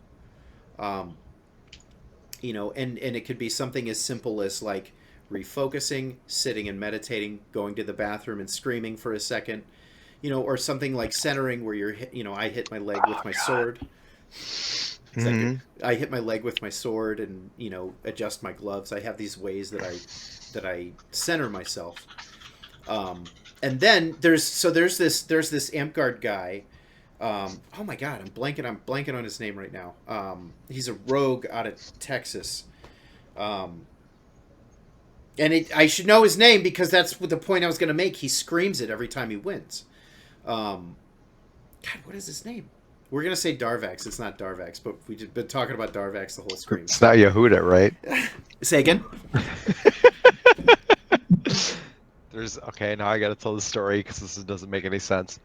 Okay, so there's this guy. Wait. Let me finish the point. Okay, finish your story. Okay, so God, I can't believe I forgot. Termus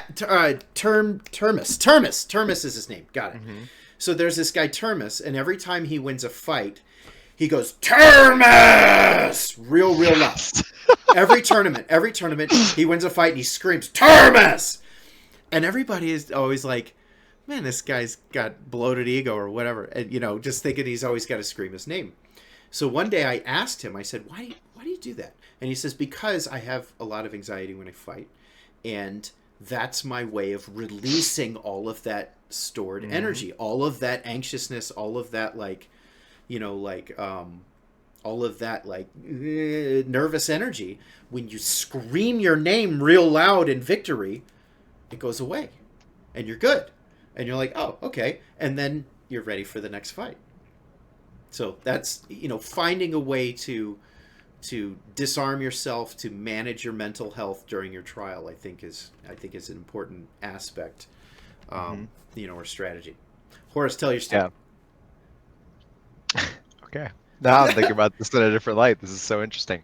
Okay, so one also great way to train for trials is fight people who cheat you horribly all the time so that you have to hit them extra times. It's really good, especially if you have to do a trial where you can't be hit and you have to block everything. So when I Fight cheaters? I don't know if I can write that. Yeah. I don't know if I should So- write that. I know, right? 4 years of my fighting, I'm learning to be a single sword acolyte, like a good little rogue company future Emir fighter. And there's this guy that starts fighting in our realm, and he comes to, practice, and he fights with a single sword. This is, everybody that's fought long enough knows this. People come to practice and they're like, no, I just want to fight with one sword. I don't want to use anything else. It's a thing.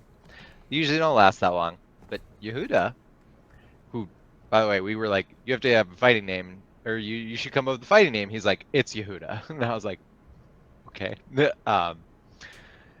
And so he would come to practice, and he would only ever fight with a single sword, just plain old fiberglass, flat long broad from forged foam. And every single beginning of the fight, he would hold his sword above his head like he was He-Man and about to be struck by lightning and scream, Yehuda! And every single time you fought him and he killed you, he would do exactly the same thing. Like, in the middle of a fight, people might run up and hit him when he did it. He would just do it every single time. And then at the end of the fight, too. And you would think that this would get annoying, but it was actually, like, super endearing. Like, he was so committed to the bit. It was amazing. But the real crazy part about fighting Yehuda is that when you would fight him, he would just, like, I don't know, he's, like, made of steel. Because you would hit him so hard, so many times. And most of the time, he would just not take it. What? Like, you'd just be like, whack! And he would swing at you and you'd be like, block, whack, block, whack, whack, block. And then you'd be like, whack again. And it wouldn't even be the hardest one. He'd be like, oh, good, you got me. Just like that. But then if he ever killed you, even if you had hit him 4 times before that, he would be like, Yehuda! Craziest thing, though, we meet him one day on the quad, like just walking around. I was like, yo, what's up, man? Most normal conversation I've ever had with a person in my life. I swear he was just doing a bit on us. Like, he was just coming to practice to like mess with us because he was so normal outside of practice. It was like that guy is a legend. You weren't Love like, him. you were like, hey, what's up, Yeah. man? Aren't you Yehuda? And he's like, Seth! And then, hi, how you doing, guys? No, he was just like, hey, yeah, what's up? Wild. We had a totally normal conversation. He did not do anything weird or scream his name while holding anything up in the sky. It was surreal because, like, every time at practice, he walked around like he was king of the practice, like screaming his own name. It was amazing. If somebody sloughed me 5 times, killed me, and then screamed his name like he was a king, I would probably have a mental breakdown. I don't know that I can handle that.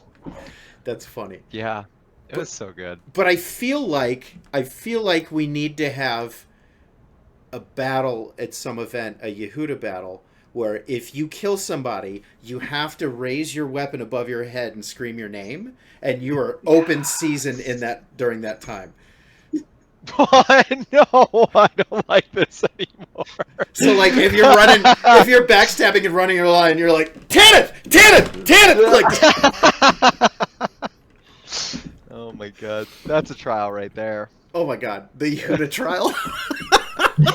Done. Let's do it. How many people can you kill? You have to beat all the other people doing the trial. But plot twist, you only have to take every 5th shot. All the people playing this game while you're playing Jesus. your trial are gonna be so confused.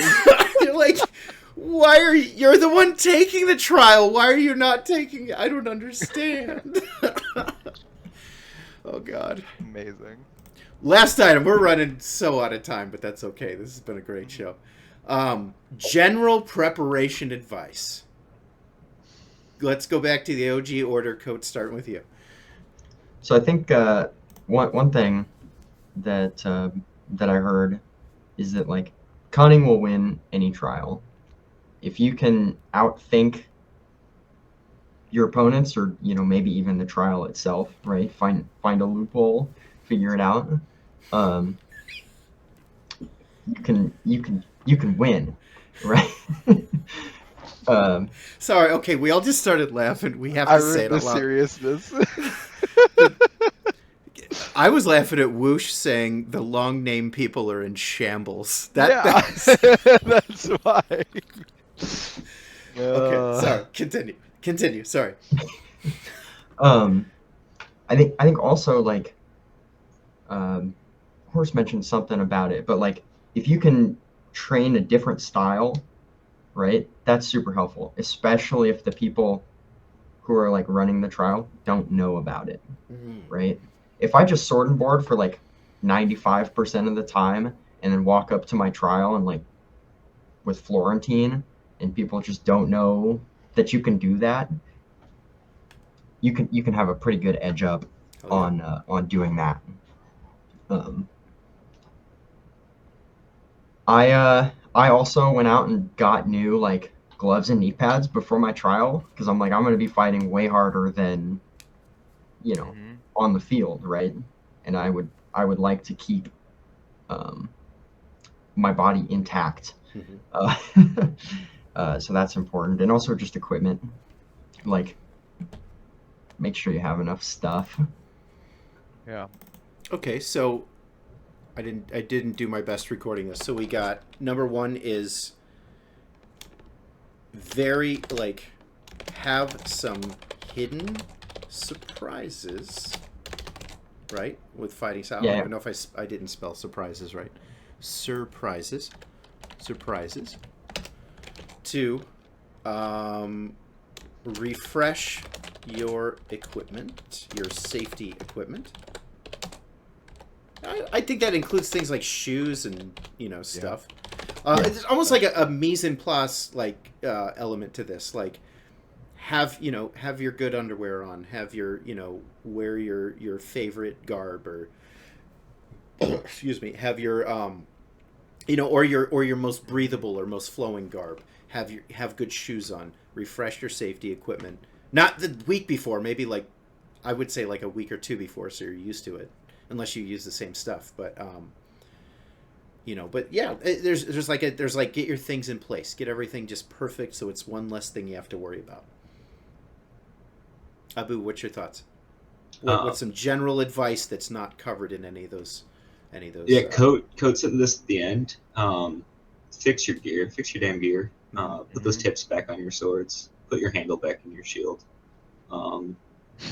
You're gonna do the best if you're using the gear you like the most. I mean, I'll talk about all day how like gear doesn't win fights, but you're gonna win the most fights with your favorite sword. So make sure it's in good shape. Preferably have 2 of your favorite sword, because especially if you're fighting with poles, you're gonna break it. You're gonna blow out your tips. Yep. You're maybe gonna snap it. This just happens, and it happens a lot in tourneys and trials for a reason. You're fighting your hardest. And then try and have some friends with you while you're doing it. Don't go in alone. I mean, you're alone doing the trial, but to Horace's point, it's kind of like a coming of age thing. Trials.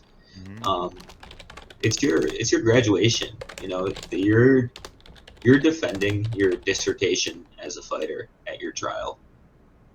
You want to be surrounded by those that can support you through it. Someone who's kind of helping you make sure you have the water and stuff you need if you can. But then also people to celebrate with if you win, and to tell you what you did wrong if you fail. Makes sense. Make it a community event for you, so you're not doing it alone. To that point, I'm gonna brag about my ex-girlfriend Lauren for a second. Lauren, Mr. Lauren, she supported me in my quest for Warlord, and she was there at every tournament, most of the tournaments I went to, and had water for me. She had cooling, like a rag or whatever to cool me off. She was wiping sweat. She was giving me encouragement. I don't think I would have done it without her. I got to be honest. I think she was a component of why I warlorded, is because I had that person in my corner that was like taking care of these mundane things for me during, so I could focus on fighting. And I've seen that in people's trials too, having a significant other or other coach or that person that's there doing things like making sure you're drinking water, wiping your face, cooling you off, making sure you pee and all that kind of stuff. Like having that person managing those mundane things for you is going to just pay dividends because you're not doing it yourself at that point, Yeah, my partner was there. My sister was there. My friends were there. Hell It's yeah. fun. It's really fun when you bring people who aren't Mm-hmm. fighters to your trial. Also, I think the game has opportunity to expand its spectator support too, and the best way to start that is letting your friends watch you get beat up for a couple hours. Oh yeah.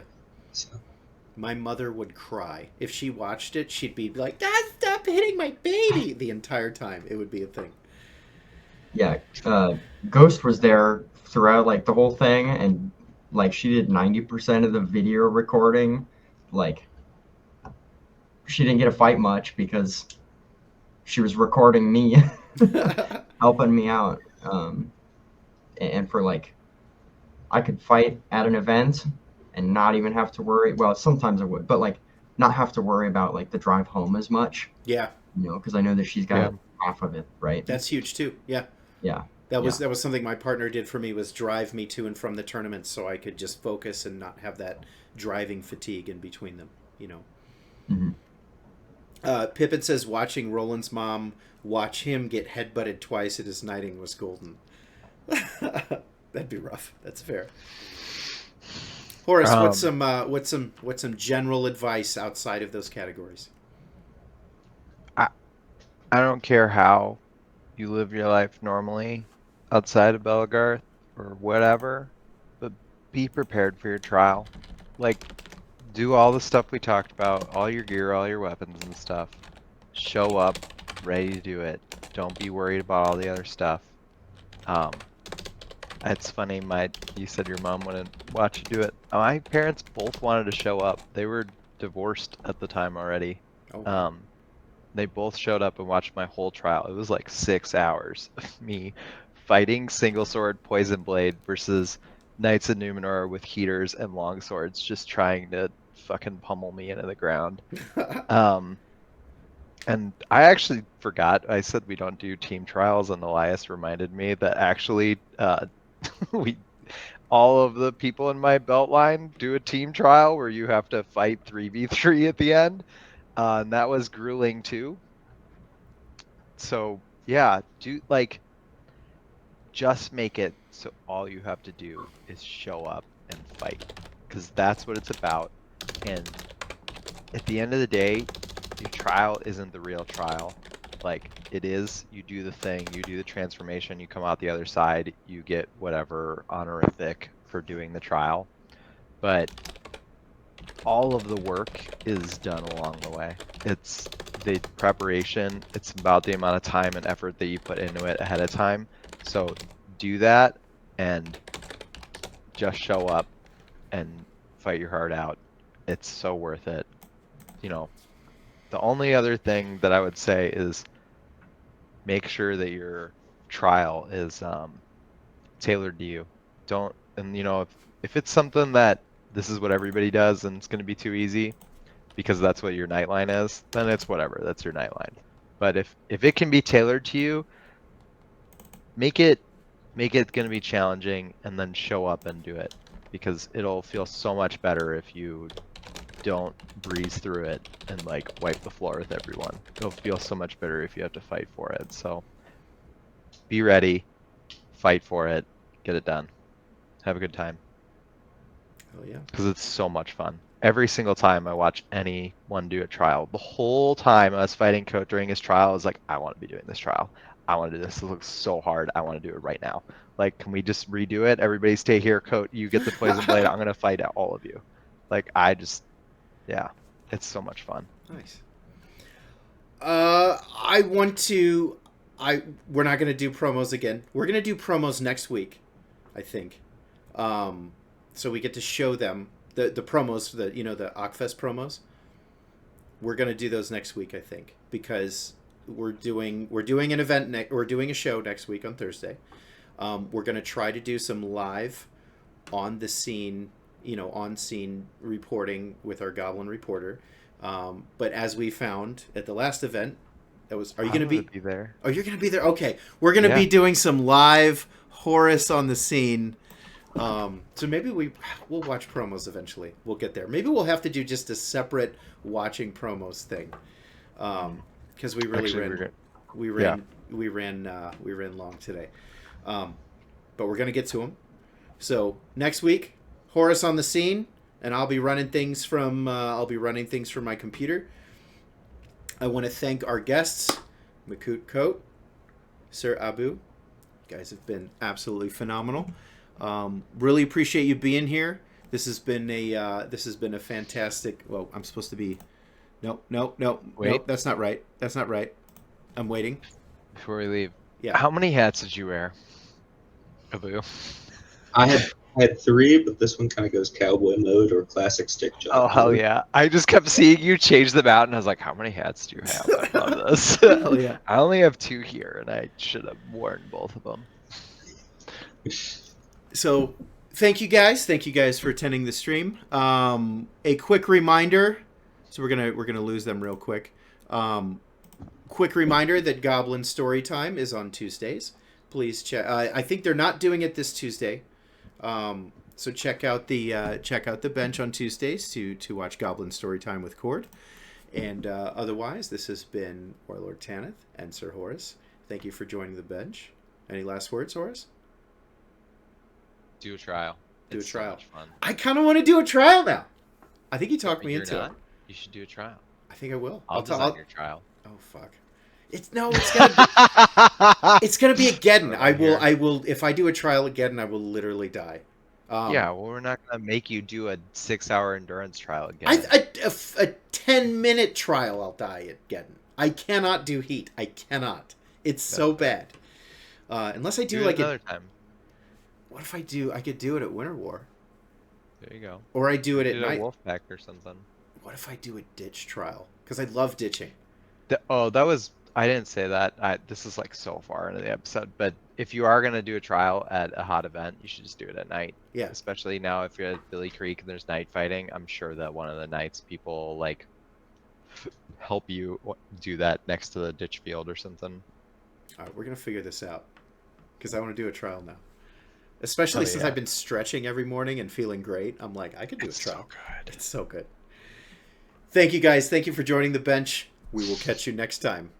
Do we have a tagline? I always forget. Am I supposed to say something when we sign off? I don't remember. I don't fucking know. Hell yeah. Well, yeah. Adios. Love you. See ya. Whack-a-mole. I don't know.